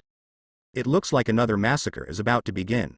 Kaido from Beast's Pirates was yelling, wishing that Whitebeard and Naval Headquarters would start a war, so he could join in the fun. Charlotte Linlin of the Big Mom Pirates hopes that the old guy Whitebeard will die soon and give up his position as the leader of the 4 emperors, so that they can seize more territory. In the Fishmen Island, Kaishia Jinbei hasn't even seen the newspaper, but the phone bug message from the Whitebeard pirates has already arrived. This caused Jinbei to immediately set off from the Fishmen Island and go to Naval Headquarters to learn the information. He was an above-board spy. And 7 warlords of the sea does have the right to apply for prison visits. However, the world government, which is familiar with Haisha Jinbei, refused Jinbei's right to visit the prison this time. Jinbei has also been inquiring about information at Naval Headquarters and providing intelligence to the Whitebeard pirates. In the next few days, after learning that Naval Headquarters would publicly execute Firefist Ace, Jinbei not only refused the forced recruitment of 7 warlords of the sea, but also resisted the execution. As a result, he was detained on the spot by Marine and sent directly to the 6th floor of Impel Down, where he was imprisoned together with Firefist Ace. When Straw Hat Luffy saw the news about Firefist Ace, they had already arrived at Gaia Island and were about to land on Sky Island. As a result, Straw Hat Luffy horse Jonin painfully gave up the adventure of Sky Island and continued sailing, relying on his passion to save Firefist Ace. Naval Headquarters was also furious. They didn't expect the big news, Morgans, to break the news so quickly. They also wanted to prepare for a public execution and then spread the news. Now they can only speed up the progress and recruit elite Marines from the New World to enter Marineford to prepare for a war with the Whitebeard pirates. All forces are preparing, worrying, and excited about the arrest of Firefist Ace. But the Big Daddy Pirates, the instigator, has already entered the Devil's Triangle. According to records, these black fogs have existed for hundreds of years. They are very strange. According to legend, some people saw giant beasts and monsters 10,000 meters high in the thick fog. Their scarlet eyes were as big as hills. I don't know if they were real. Nico Robin looked at the information he found, said gently to Dai Dai, and gently massaged his man. Is it possible that a super powerful Esper created the Devil's Triangle? Dai Dai closed his eyes and relaxed while enjoying Robin's massage. He thought of Punk Hazard, an island of ice and fire, time travel in the Rainbow Mist, New World's Thor Island, and this very special foggy sea area. Is there really such a powerful demon fruit power that can change a sea area or island for hundreds of years? It doesn't seem impossible. Could it be that the giant beast in the Devil's Triangle had its shadow cut off and could never leave this sea area? Or maybe it's some monster that doesn't like sunlight and has lived here for hundreds of years. How could there be such a powerful person? Robin said softly, but she was stunned for a moment. Dai Dai's wild ideas might be some kind of future. This made her a little unsure again. Is the Devil's Triangle really a man-made existence? That's too exaggerated. I just said it casually. I don't believe there are such powerful creatures. Dai Dai smiled softly. This time he went to Gecko Moria's territory. In addition to trying to conquer this guy, he also wanted to capture Charlotte Lola. Although it is very difficult to bring the Big Mom Pirates to join the battle, you still need to be fully prepared. After all, the big news was that Morgans was actively cooperating with Dai Dai.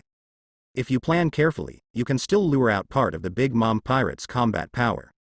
And this guy Usopp can also prepare. Although the Red Hair Pirates will definitely come to Marineford, if they come earlier, it will have a big change in the development of the situation. Maybe if he stops blocking Kaido of the Beasts for a little longer, this wild dragon will fly in to join the battle. Preparation is necessary, just in case it succeeds. Dai Dai showed a teasing smile. He also remembered one thing. Crocus and Laboon, have they found Brook in the Devil's Triangle? They really can't be so unlucky that they can't find it after searching for so long, right? Dai Dai also thought of a few funny ideas.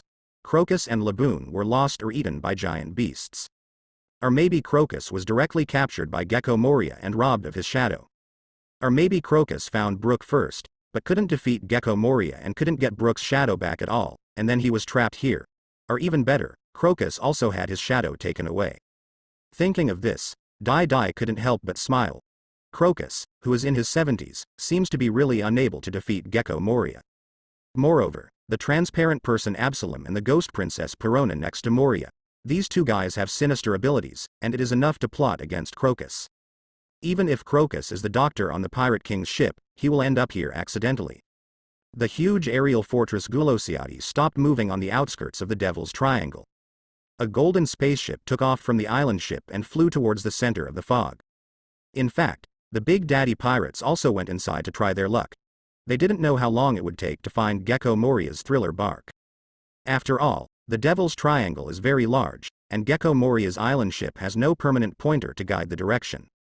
The Big Daddy pirates are not as convenient as Bartholomew Big Bear's meatball fruit, which can mark various locations at any time.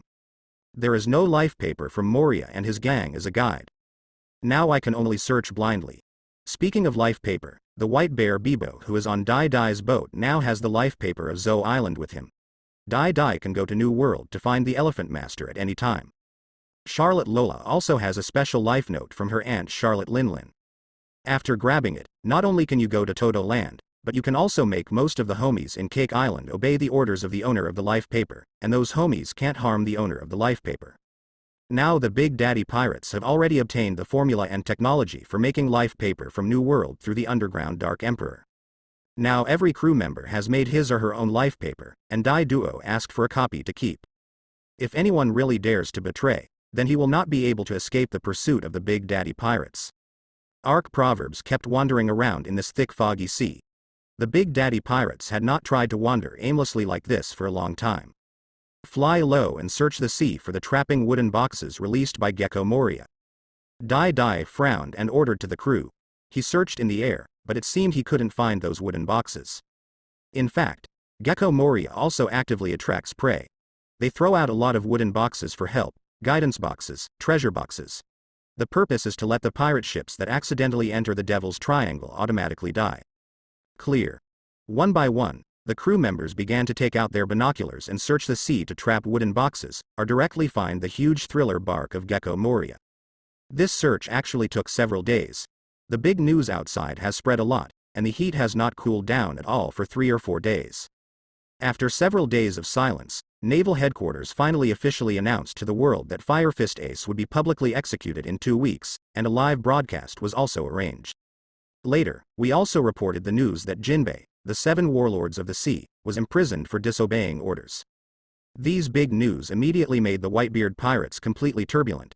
Unexpectedly, Jinbei involved himself for Ace. It was really leaking and it rained all night. The Whitebeard pirates immediately began to assemble all affiliated pirate groups, preparing to enter the Grand Line and fight Marine. When Whitebeard Newgate made big moves, the world government also began to forcibly recruit 7 warlords of the sea. Heavenly Yaksha Doflamingo and Hawkeye Mahawk quickly agreed to this forced recruitment after receiving the phone bug notification from Naval Headquarters.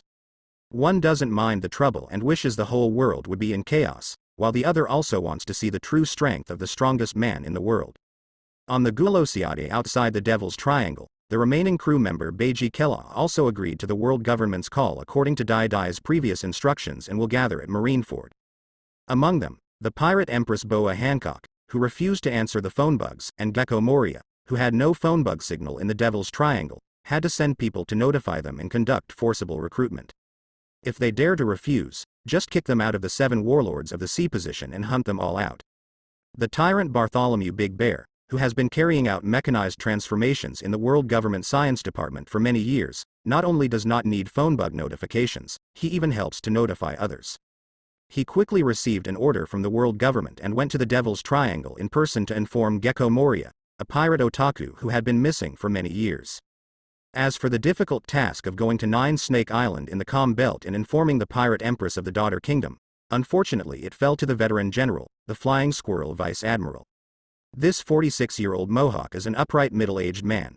In fact, he cannot resist the charm of the pirate empress. He has to cut himself with a knife to successfully resist Boa Hancock's petrification ability. If Dai Dai met the Flying Squirrel Vice Admiral, he might show a strange smile. This Flying Squirrel Vice Admiral is Momonga Vice Admiral. Thinking of Momonga, Dai Dai remembered an interesting translation of his name on the internet in his previous life. Flying Squirrel Vice Admiral equals Momonga equals Flying Squirrel equals Ain Zuul Gown equals Bone King. Hammer. The Flying Squirrel Vice Admiral is likely to have the ability of the Phantom Beast King of the Undead Fruit, but he will most likely have to die and turn into bones like Brook's Underworld Fruit to activate this full-level ability. Of course, these are all jokes. Dai Duo also has a little contempt for these veteran Vice Admirals who cannot defeat 7 Warlords of the Sea. He felt that in addition to Garp the Fist, Crane Vice Admiral, and 2 alternate admirals, the remaining Vice Admirals seemed unable to defeat the 7 Warlords of the Sea. In the Dressrosa chapter, the Vice Admiral's pursuer Maynard was actually turned into a toy by the Don Quixote family's sugar. The Vice Admiral of the main unit, Bastiu, was also killed by Sabo, Chief of General Staff of the Revolutionary Army, with one move. In addition, the Flying Squirrel Vice Admiral has almost no ability to resist in front of the Pirate Empress. These achievements make the Vice Admiral of Naval Headquarters look good. 2 years later, after Trafalgar Law became the 7 Warlords of the Sea, he was able to easily handle Smoker, who was promoted to Marine Vice Admiral. Even the veteran trader Virgo was killed by Lua with one move. These Vice Admirals' achievements are really getting more and more disappointing the more they look at them. Dai no longer wanted to analyze the strength of these Naval Headquarters Vice Admirals. He just wanted to see the charm of this Pirate Empress. I don't know if I can resist the power of sweet fruit. However, even the 7 Warlords of the Sea, such as Gecko Moria and Doflamingo, are immune to Boa Hancock's petrification ability. Dai should also be able to resist it. After all, his Haki can also resist these invisible devil fruit ability attacks. On the other side, after Bartholomew Bear took care of his own affairs, he photographed himself at the Thriller Bark in the Devil's Triangle to complete his mission. However, this distance cannot be covered by a half-day journey. The Big Daddy Pirates, who were searching for Gecko Moria in the Devil's Triangle, not only successfully found the trapping wooden box, but also encountered a broken ghost ship on the road. This is really a road between enemies. The Big Daddy Pirates actually met Crocus, the Pirate King's ship's doctor, and Brook, the skeletal figure. Crocus also didn't expect that the Big Daddy Pirates would have grown to this point after not seeing each other for more than half a year. He also looked at Dai with extreme fear. Dai's aura had undergone such a terrifying and shocking change. The terrifying aura coming from that figure told him that this guy Dai must have awakened Conqueror's Haki. The island whale Laboon also floated up around the ghost ship and looked at the golden ship floating in the sky with caution. The injuries on its body seemed to have worsened. In Laboon's huge eyes, there was actually a hint of fear towards Dai. Crocus, I didn't expect to meet you here. Dai smiled softly. He glanced and found that Crocus's shadow was still there, but Brook's shadow was not there. It seems that they were unable to snatch Brook's shadow from Gecko Moria's hands, causing both Crocus and Laboon to stay in this foggy sea, unwilling to leave. After all, after Brook loses his shadow, once exposed to the sun, he will immediately turn into ashes and die. And seeing the white bandage on Crocus and the scars on Laboon, it seemed that they had fought several times with Gecko Moria. Are you here to hunt me down? Crocus asked solemnly. He didn't know why the Big Daddy Pirates appeared in this barren sea. Both he and Brook retreated cautiously to the side closer to Laboon. If Dai makes any move, they will immediately jump into the sea and escape into the body of Laboon, the island whale. Waihaha. Old man. Who do you think you are? We would waste so much time looking for you. Fighting champion Badgers laughed contemptuously and said that this time they searched hard for several days, that in order to conquer another 7 warlords of the Sea Force. As for the old ship doctor, he seemed to have no value worth exploiting. Yo ho ho, Crocus, calm down, it seems that the other side is not an enemy. Before Bones Brook knew the details of the Big Daddy Pirates, he was also guarding Dai Dewey based on Crocus's reaction. Now that he heard that this strange pirate group was not dealing with their enemies, he quickly relaxed his guard. After wandering for decades, he didn't expect that this year he would not only meet Crocus and Laboon, but also so many living people. Thinking about it, he was a little excited. Brook, be serious. They are very dangerous. Crocus said to Brook, who had become flirtatious with a serious face. He was deeply aware of Dai's ambition and cruelty, and he did not want to see Brook be fooled by Dai's gentle appearance. I'm too lazy to waste time with you, let's go. Dai Duo glanced at Crocus and Brook, but didn't show much interest. Now he was in a hurry to find Gecko Moria. Not only must Gecko Moria be subdued, but Charlotte Lola must also be captured. There is not much time left for him to make plans now. Under Dai's order, the Big Daddy Pirates on Ark Proverbs ignored the ghost ship and Crocus and continued to move towards the target. With the route guide on the trap barrel, they had a general direction and could quickly approach the thriller bark. Yo ho ho, this powerful captain, are you going to find Gecko Moria? Are you going to defeat him? Bones Brooke suddenly shouted to the golden spaceship that he had to figure this out if the powerful Big Daddy pirates and Gecko Moria formed an alliance and cooperated. Doesn't that mean that his shadow will never be snatched back in his lifetime? But if Dai Dai goes to deal with Gecko Moria, then he can take the opportunity to snatch back his shadow, and then follow Crocus and Laboon to bid farewell to this desolate and foggy sea. It's none of your business, talking bone monster. Sonic Ed Drago responded loudly. To be honest, he was also very curious about the talking bones. If Brooke and Crocus weren't together, he would have wanted to communicate with the bones. These devil fruit abilities are truly amazing, and they can even turn into bones and come alive. Dai Dai had already briefly talked to the crew members of the Big Daddy Pirates about the devil fruit abilities of Gecko Moria, and also casually mentioned Brooke's underworld fruit ability. Seeing the golden spaceship flying away like this, Brooke and Crocus were silent for a moment. The Big Daddy Pirates really don't seem to care about them. In that direction, they might be looking for Gecko Moria. No. Whatever their reason for going to Moria, I have to go there and look for a chance to get my shadow back, otherwise I will never be able to escape in this life. Crocus, Laboon, don't go this time. I'll come find you after I get my shadow back. Brooke said firmly, and immediately jumped on the bow of the boat and chased after him. He didn't want Crocus and Laboon to take risks. He had to snatch his shadow back by himself, even if it cost his life. He couldn't stand these endless days of darkness. What nonsense are you talking about? Brooke, you don't need to say any more. We are going together this time. Crocus said with a serious face. He had been separated for so many years and lived a long time, and he didn't want to experience life and death again. Rather than watch Brooke die alone and leave endless regrets, it would be better for them to try again. And at the critical moment, he would drop everything and take Brooke with him to join Dai Digui's pirate group to save their lives first. Wu, Laboon, the island whale, also stirred up and acknowledged Crocus's words. Thank you. Then let's go together. Brooke said movedly. Tears actually flowed out of his empty black eyes. It was amazing. Let's go. I feel like Dai Dai is going to attack Gecko Moria. So Brooke, you still have a chance to get your shadow back. Crocus said calmly, and at the same time he started to take action, turning the ghost ship around with Brooke to chase after it. The island whale Laboon also pushed the ghost ship forward, quickly chasing the disappearing golden ship. That's great. Crocus, tell me in detail about the grudge between you and that pirate group just now, and see if we can resolve the grudge. Brooke said excitedly that if possible, they really don't want to face the terrifying Big Daddy pirates.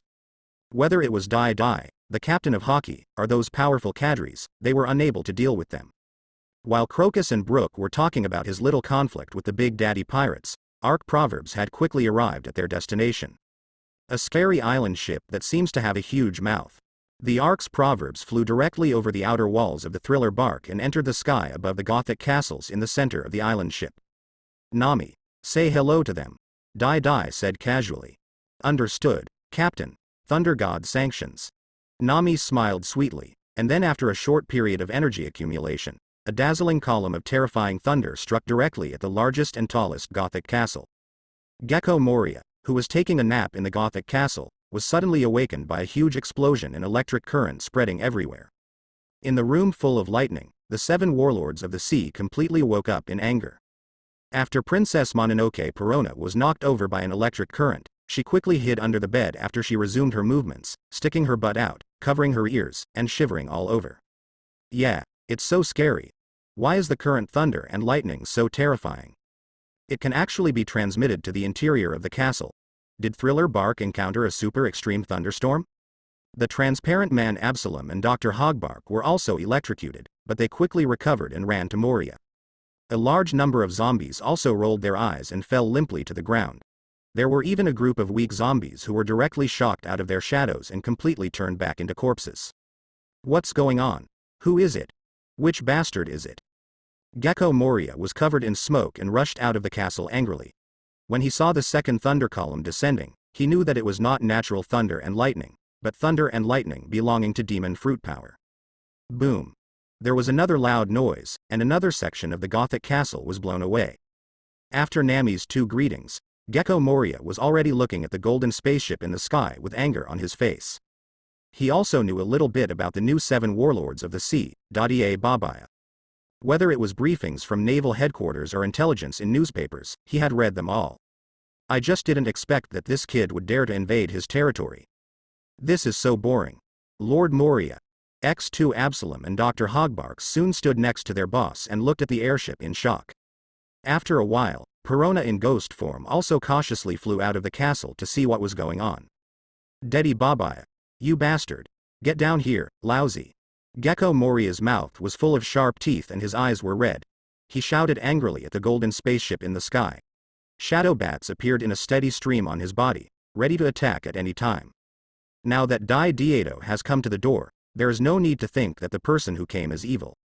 This fight must be fought. Gecko Moria, you have been hiding here for so many years, but your belly is so big, it seems that you are also useless. As the Ark's proverbs landed, Dai Dai's domineering voice came out, which was also mixed with Conqueror's hockey, which suddenly caused countless zombies to fall down. A large number of black shadows flew out from the zombies. Gecko Moria quickly collected these shadows to prevent them from flying directly back to their bodies. Crocodile, who was behind Dai Dui, suddenly twitched the corner of his mouth. What could he call it? Is this also dissing him? He failed to challenge Whitebeard single-handedly and had one of his hands chopped off. He was indeed hiding in Alabasta in the Grand Line, wasting more than 10 or 20 years searching for the whereabouts of the ancient weapon Pluton. Gecko Moria entered the New World Wano-Kuni and fought with Kaido of the Beasts, but was destroyed and all the crew members died. After escaping back to the Grand Line, he recruited the talented surgeon Dr. Hogback, accepted the recruitment of the 7 warlords of the sea, and then hid in the Devil's Triangle to fight his zombie army, which lasted for more than 10 years. After these 2 guys became 7 warlords of the sea, like Golden Lion Shiki, they both started various kinds of dwelling lives. The blow of Gecko Moria's loss of his entire crew was even more severe than the blow of Crocodile's loss of his hand. He actually let himself go completely and became more than 10 times fatter. He also neglected his job all day long and left everything to his subordinates. With the thriller Bark, you wait every year to hunt down the pirates who stray into the Devil's Triangle, complete the mission of 7 warlords of the sea, and collect shadows and corpses along the way. As for Crocodile, he will at least personally exterminate pirates, create the image of a hero of the kingdom, and complete the mission of 7 warlords of the sea. Asshole. Little brat Dai Dai, are you just here to provoke me today? Gecko Moria was furious. The shadow he had just retracted was immediately swallowed by him, causing the aura on his body to begin to swell. I really want to see how much courage you still have to compete with Kaido of the Beasts. Daidu jumped off the Ark's proverbs, smashing the ground into pieces, and stood in front of the garlic-shaped Gecko Moria with a look of contempt on his face. Although Gecko Moria is 692 centimeters tall, which is close to 7 meters, and is taller than Whitebeard, this fat figure with a big belly is really not intimidating at all, and even looks a little funny. Don't mention that bastard's name.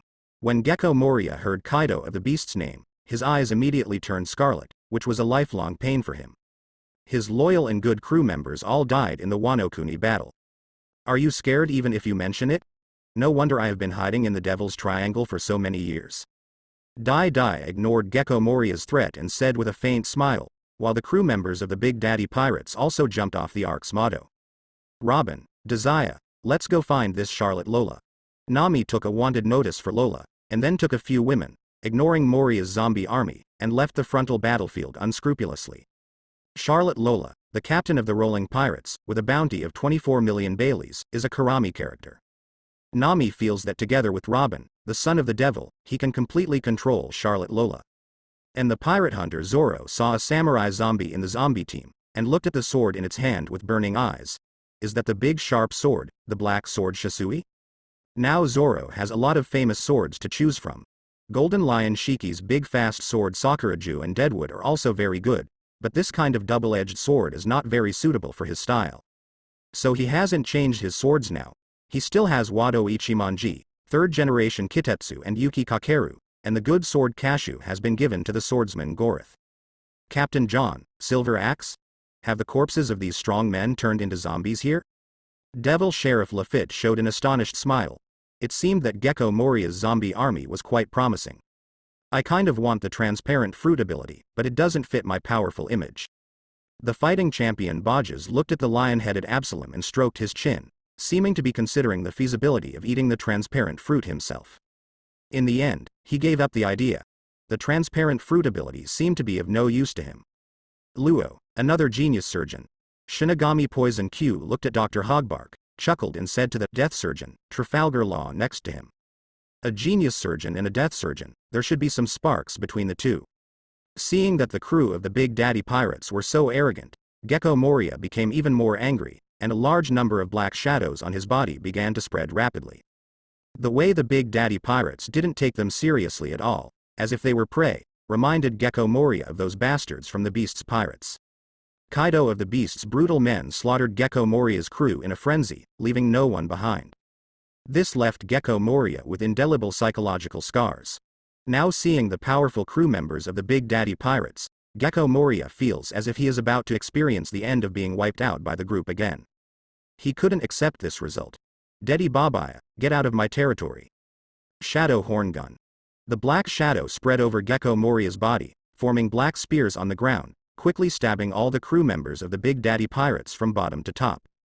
We must strike first and kill the crew members of the Big Daddy Pirates. Desert Blade. A huge sand blade cut diagonally across the ground, cutting most of Gecko Moria's black spears into two pieces. Long time no see. Moria. A desert tornado roared down from the ark's proverbs and slowly appeared in front of Gecko Moria. At the same time, it also showed off its presence in front of the Big Daddy Pirates. Although Crocodile knew that it was impossible for Gecko Moria's shadow spear to kill the crew members of the Big Daddy Pirates, it did not prevent him from showing his strength. Crocodile. Gecko Moria's eyes widened. He really didn't expect that the arrogant sand crocodile would actually join Dai Dai's command. The transparent man Absalom, the ghost princess Perona and Dr. Hogback all felt bad. 7 warlords of the sea, Big Daddy Babaya, had already frightened them. Unexpectedly, there was also an original 7 warlords of the sea participating in the war, so they had no chance of winning. Perona, who was in ghost state, had already disappeared into the wall with a panicked look on her face and fled away. Her ghost quickly returned to the main body, preparing to sneak away, and Absalom immediately entered a transparent state and disappeared from everyone's eyes. Captain Moria, the situation is not good. Dr. Hogback's legs were also a little shaky. The enemies that came were too fierce, and he felt that the game might be over for today. 7 warlords of the sea invade their territory and they have no chance of winning. To be honest, he really wanted to run away now. Damn it. Dedi Babaya. Crocodile. What on earth do you mean? There was also a trace of cold sweat on Gecko Moria's forehead. He was not so conceited that he could fight 1 against 2, but he still shouted ferociously and fiercely. Moria. Join my force. Then let's go grab 4 emperors together and maybe start a battle with Kaido of the Beasts, giving you a chance for revenge.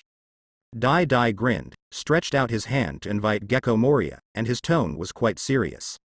After all, Moria, a corrupt pirate, is easier to convince than Crocodile, and his ambitions are not that strong. What nonsense are you talking about? This is impossible. Aren't you afraid that the world government will hold you accountable? Lousy is also the 7 warlords of the sea. Gecko Moria subconsciously refused. Who the hell wants to be someone else's little brother if he is used to being the boss? That means you want to start a war with us, right? Besides, do you think I care about those rubbish orders from the world government? The smile on Dai Dai's face slowly faded, and his tone began to become cold, and the crew members of the Big Daddy Pirates also began to gear up, each one excitedly staring at Gecko Moria and his subordinates, the zombies. You. Gecko Moria gritted his teeth and clenched his fists, glaring at Dai Dai, the arrogant brat, with fear and anger in his eyes. It seems you haven't recognized the truth yet. Guys, come on, let him see what the gap is. Dai Dai snorted coldly, waved his right hand, and ordered his men to attack. The pirate hunter Zoro, who had been prepared for a long time, rushed out like an arrow in an instant and went straight towards the samurai zombie, fearing that others would compete with him. He now wants to grab the big sharp knife, Black Knife Chusui. That knife looks very much in line with his taste and style. Ha ha ha. Silver Axe's axe and armor are both good, Lousy is going to rob him. Fighting champion Badgers saw the sturdy armored zombies and immediately rushed forward. He wanted to strip off the equipment on these zombies. Devil Sheriff Lafitte also took a fancy to the gold inlaid flintlock gun and narrow western sword on Captain John's body. They seemed to be famous guns and swords, so he rushed out with wings waving. And Otonokoshi Van Oka also fired quickly, and a cloud of blood splashed in the air somewhere. The sound of footsteps and the tiny marks left by walking revealed too many flaws. Van Oka looked indifferently at the transparent man Absalom, who showed his true form. The development depth of this transparent fruit ability user was so rubbish that he actually left so many fatal flaws. Not to mention whether you can avoid observation hockey's detection, just the sound of footsteps and tiny footprints can be easily detected by an expert. Ah. It's actually a seastone bullet. The lion-headed man Absalom covered his shoulders in fear. The seastone bullet was now stuck in his shoulder, making him weak, unable to use the ability of the transparent fruit, and losing the ability to resist. Absalom. Gecko Moria immediately shouted nervously that he didn't want to see his crew members die in front of him again. He wouldn't care if those zombies could resurrect after death, but these living cadres would really die if they died. Room. Dr. Hogback suddenly disappeared next to Gecko Moria, leaving a small stone on the spot, and he had appeared between Poison Q and Trafalgar Law.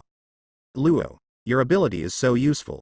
Du Q smiled sickly, while Dr. Hogback's face was pale and he dared not move. He felt a lot of discomfort in his body. He had also heard a little bit about Shinigami Dr. Q's reputation, and he knew that he had been tricked. It's all just tricks. Mr. Q's virus is stronger and can kill people invisibly.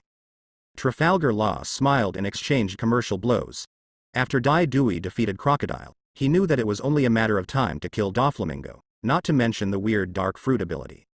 If Captain Dai Dai now takes Gecko Moria, the 7 warlords of the sea, under his command, then the Don Quixote family will not be able to make any waves. He now felt that the day of revenge for Corazon was not far away, which gradually made him excited. I can't wait for this day to come soon, Hogabok. Gecko Moria watched with clenched eyes as another subordinate was mysteriously taken down. He was both angry and panicked. Is the tragedy of being wiped out by the group really going to happen again today? Gecko Moria wanted to save Absalom and Dr. Hogbark, but the two guys Dai Dai and Crocodile were staring at him, making it impossible for him to help. His rescue Shadowclaw was easily destroyed by Dai Dai. Moria, your subordinates are so rubbish, they are weaker than my other minions. Come on, join the Big Daddy Pirates together, otherwise, you and your men will only die. Before Dai Dai could speak, Crocodile spoke first. He knew Dai Dai's powerful methods and Dark Fruit's weirdness. Gecko Moria couldn't run away now. Instead of killing Gecko Moria and having Dai Dewey retrieve the Shadow Fruit, he might as well help persuade him to surrender. If Gecko Moria, the 7 warlords of the sea, also joins the Big Daddy Pirates, then Crocodile himself doesn't seem to be so embarrassed. After all, the 7 warlords of the sea joined, which showed that Dai Dai was really strong. It was not a particular shame for him to succumb to Dai Dai's command. Shut up. Crocodile. They're my mates. Gecko Moria watched helplessly as Absalom and Dr. Hogback were handcuffed with seastone by the crew of the Big Daddy Pirates, but he was unable to call for help. Oh, really? Then what can you pay for them now? Crocodile chewed his cigar and smiled contemptuously, and then said irritatingly that it would be good if Gecko Moria was forced to join the Big Daddy Pirates for the sake of his crew. Gecko Moria gritted his teeth and looked at Crocodile and Dai Dai, his eyes full of tangles. He wanted to save his men, but he didn't want to succumb to Dai Dai's command. Dai Dai, let them go. Lousy is willing to form an alliance with you, and your orders will lead from now on. Gecko Moria said reluctantly, and quickly stated his bottom line. Do you think Dai Dai will lack you as an ally? Moria, stop struggling and put down your dignity. Didn't you say you love your crew the most? Crocodile continued to taunt, feeling unhappy in his heart. If he could form an alliance, he would have chosen to form an alliance a long time ago instead of succumbing to Dai Dai's men. Dai Dai's dark fruit plundering ability is really scary and despairing. Even if he dies, Dai Dai can still recycle the devil fruit ability and create another strong man. This would make their death in vain, and there would be no regrets for Dai Dai at all. Crocodile. Shut up, Lousy, you broken-backed dog. Lousy and Dai Dai are talking. What right do you have to interrupt? Gecko Moria yelled angrily. Why did this sand crocodile become so disgusting after joining the Big Daddy Pirates? It was really annoying. You. Crocodile's face immediately turned gloomy, and his face was filled with murderous intent. Dai Dai. Let's kill him. You can give the Shadow Fruit ability to that guy Bodges so that you don't have to worry about Lousy's ability every day. Crocodile has a sand tornado on his hand, ready to attack the trash Gecko Moria at any time. Lao Sha is right. I don't need allies. Moria, Make your choice, join or die. A barrier blade also appeared on Dai Dai's hand, and the surging emission hockey wrapped around it, full of oppression. Asshole. Gecko Moria watched with fear as Dai Dai and Crocodile, the crew members of the Big Daddy Pirates, had beaten his zombie army to pieces. On the other side, Crocus and Bone Brook have also landed in the thriller bark, quietly touching it, waiting for an opportunity to snatch Brook's shadow back.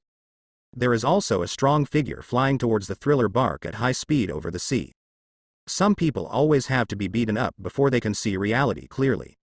Dai Dai stopped dawdling and wanted to show Gecko Moria his strength in person. Hakoku. The giant barrier blade in Dai Dai's hand was briefly charged, and a terrifying spiral sword energy struck Gecko Moria instantly. In fact, Dai Dai doesn't have to force Moria to become his subordinate. At worst, he can deprive him of the Shadow Fruit ability and cultivate another Shadow Fruit ability user. The Sand Crocodile, who had just been insulted, also took the opportunity to swing 4 sharp sand blades to block Gecko Moria's escape route. Shadow Warrior. Gecko Moria disappeared instantly, switching places with a shadow on the other side, avoiding Dai Dai's terrifying attack. Shadow Mage.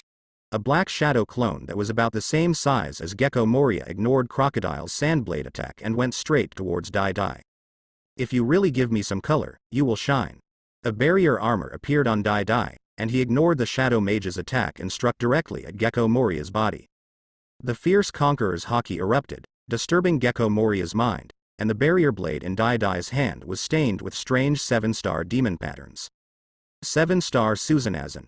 Dai Dai's figure flashed rapidly, leaving behind a series of afterimages, and instantly appeared in front of Gecko Moria, striking at him domineeringly. Gecko Moria disappeared again, and exchanged shadows to appear on the other side, but Dai Duo's attack actually followed the shadow, which made Moria's pupils tremble. Shadow Shield. Gecko Moria crazily activated his Shadow Fruit ability and generated a shadow shield in front of himself, trying to block Dai Duo's strange blow. Aha! Gecko Moria vomited blood and was thrown away, with a hideous wound nearly 1 meter long appearing on his body. Barrier Death Duel Cage. As soon as Dai Dai landed, he slapped his right hand on the ground, and a huge transparent barrier cage appeared, covering both Gecko Moria and Crocodile. This space is bigger and the release speed is faster. Crocodile's mouth twitched slightly, not even his Logia sand fruit could escape from this barrier cage. I wonder if Gecko Moria's shadow can be exchanged? Dai Dai ignored the sand crocodile, and barrier spikes extended from the barrier cage, killing Gecko Moria. Dai Dai, don't force me, Shadow Assembly Area. Gecko Moria shouted angrily to gather all the shadows to provide him with power. As a result, the next moment, he was stabbed again by the barrier spikes and covered in blood, but none of the shadows he imagined appeared. Stop resisting, Moria. This barrier space is now completely isolated from the outside, and you have no shadow to consume. Barrier Giant Fist. Dai Dai rushed towards Gecko Moria again and gave the green onion fat man a terrifying punch, knocking out all the stomach acid and blood from him. It's much easier to deal with you than Golden Lion Shiki. Dai Dai grinned and looked at Gecko Moria, who was kneeling and vomiting blood. He pulled out his seastone hand and stabbed it into his body. Dealing with a Gecko Moria is even easier than a crocodile. He felt that the sand crocodile could now deal with Moria, a loser. With the disappearance of the barrier cage, it means that Gecko Moria, the 7 warlords of the sea, has officially fallen. Dai Dai, kill him, there is no need to keep this kind of trash. Crocodile said disdainfully, obviously still remembering what Moria had insulted him just now. Moria, now that your strength has been shown, tell me your final choice, join or die. Dai Dai stood expressionlessly on Gecko Moria's fat belly, looking down at the downtrodden pirate. The other battles gradually ended.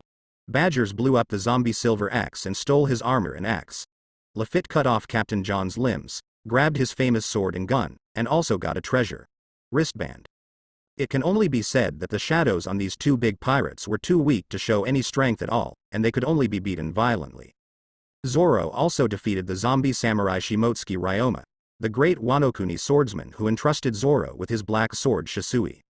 Brook's shadow on Ryoma also flew back to Brook's body. But when Crocus and Brook tried to sneak away, they were discovered by the crew of the Big Daddy Pirates, and they were immediately surrounded. No one could take advantage of the Big Daddy Pirates. Yan Guo plucked their feathers. If they don't pay the price, these 2 guys can't even think about running away. As countless zombies were defeated, a large number of shadows returned to hide on the pirates in the thriller bark. Nami and others also successfully found Charlotte Lola, controlled her, and took away the life paper from her body. When Nami quickly wanted to search for Gecko Moriya's treasure, she actually met Perona, the Princess Mononoke, who also had the treasure and wanted to sneak away. A war between the two sides is about to break out. The negative ghost of Princess Perona even caught Nico Robin, causing her to almost die on the spot. Fortunately, Nami's Thunder Fruit also has a long-range attack, and she quickly stunned this weird Princess Mononoke. After Nico Robin recovered, he showed a sinister smile to Perona and personally took care of the pink-haired twintails that made her look embarrassed. Facing the powerful and domineering Dai Dai, Gecko Moria finally lowered his arrogant head for the sake of his own life and that of his subordinates. However, with the bastard crocodile as his role model, he felt that he was not too ashamed. The two seven warlords of the sea, each finding solace in the other, forced their behavior into submission, desperately seeking justification. Just as Poison Q and Trafalgar Law were treating Gecko Moria, a sturdy figure broke into the battlefield.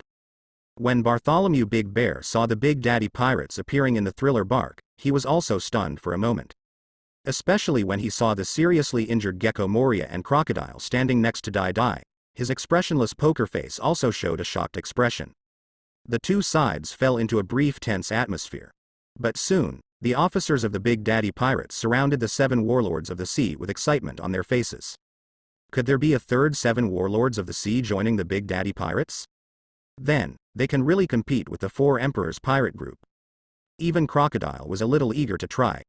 Anyway, his umbrella was broken, and he had to drag more people into the water, leaving the other seven warlords of the sea without umbrellas to protect themselves from the rain. Dai Dai also squinted his eyes and looked at Bartholomew Big Bear dangerously. He was considering whether his death duel cage could completely trap Big Bear before he teleported with a meatball. Haha, it's a Big Bear, long time no see. Dai Dai walked towards Bartholomew Big Bear with a smile on his face, but Big Bear disappeared in an instant and appeared several hundred meters away. He was obviously very afraid of Dai Dai's barrier fruit ability. On behalf of the world government, I recruit Gecko Moria and prepare to go to war with the Whitebeard pirates. Bartholomew Bear kept a safe distance from Dai Dai. The current Big Daddy pirates were so terrifying that even the Sand Crocodile had joined them. Seeing how they were treating Gecko Moria, Dai Dai seemed to have conquered Moria as well. In this case, doesn't it mean that the Big Daddy pirates already have two powerful seven warlords of the sea? This Big Daddy pirates group is really getting more and more dangerous. Conquered two seven warlords of the sea quietly. He had to notify Dorag quickly. Dai Dai was as well hidden as the Revolutionary Army. War with Whitebeard. Crocodile immediately said in shock. He didn't expect Dai Dai's plan to be effective so quickly. If they really succeeded in inducing the Four Emperors Whitebeard and naval headquarters to go to war, then the day when the Big Daddy pirates will become the Four Emperors is not far away. Moria has received it and he will be leaving soon. Da Shang, just pretend that nothing happened today, otherwise I would know your identity clearly. Let's keep the water in the well without disturbing the river. If you don't tear me down, I won't poke your ass either.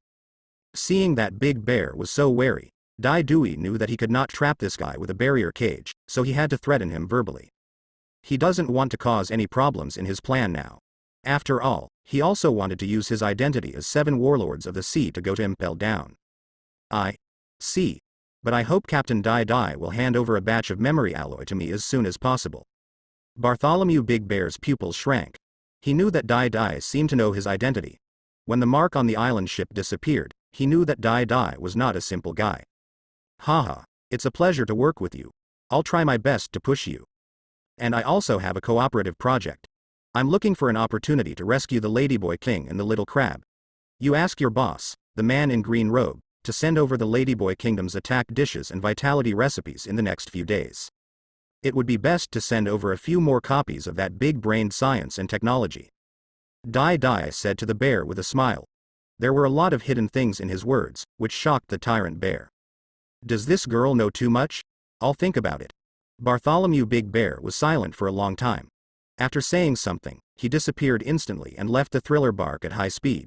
He started making phone calls to the leader of the Revolutionary Army, Dorag, in the air. Dai Dai knew so much that even Big Bear felt a strong sense of crisis. However, Dai Dai, a conspirator, seems to still want to cooperate with the Revolutionary Army. This can be tried. Da Shang needs to discuss it with Dorag. They need to figure out what this guy Dai Dai wants to do. Seeing Da Shang leave, Dai Dai also fell into a brief thought. This should have little impact and all plans can still proceed. With Gecko Moria's surrender and joining, 3 of his subordinates also joined the Big Daddy Pirates. Dai Dai didn't have much thought to persuade Crocus and Brook to surrender, and directly used the island whale Laboon as a threat to ask them to work for the Big Daddy Pirates and redeem themselves. Dai Dai and Gecko Moria had to rush to naval headquarters to attend the gathering of 7 warlords of the sea. Gecko Moria, the terrifying 3-masted island ship, also rose into the sky with Van Oka's lion fruit ability. To be honest, Dai Dai didn't want this island-breaking ship at all. At most, he just wanted to leave with Oz the Demon and a few good zombies. But Gecko Moria has persisted, unwilling to give up this emotional island ship. Dai Dai had no choice but to give him face and took the broken ship with him. The Big Daddy Pirates obtained all of Crocus' treasures from Laboon, the island whale, including medical books, various rare medicinal materials, and medical equipment. Most of these things are filled into the medical laboratory of the Galosiati. In the wine of the island whale Laboon, Dai Dai allowed Crocus to return to Laboon's belly to accompany it, but Brook had to stay on the Galosiati for a month's observation on board. Only when Crocus or Brook make a huge contribution can they redeem themselves. For example, Crocus wants to make his own research contribution to the longevity medicine, rejuvenation medicine, blue wave ball, beast evolution medicine. These rare medicines for the Big Daddy Pirates. The terrifying 3-masted island ship in the Ark Proverbs merged with the Galosiati and left the Devil's Triangle. They crossed the Saboti archipelago and quietly stopped at the edge of the calm belt near the Impel downside, standing by and ready for the next plan. The golden spaceship Ark Proverbs flew towards Naval Headquarters Marineford. This time, the world government's forced recruitment of the 7 warlords of the sea was more urgent, and it was necessary to gather them to make war arrangements. Elite Marines from all over the world have also arrived at Naval Headquarters one after another, preparing for this world war, intending to eliminate the Whitebeard pirates in one fell swoop.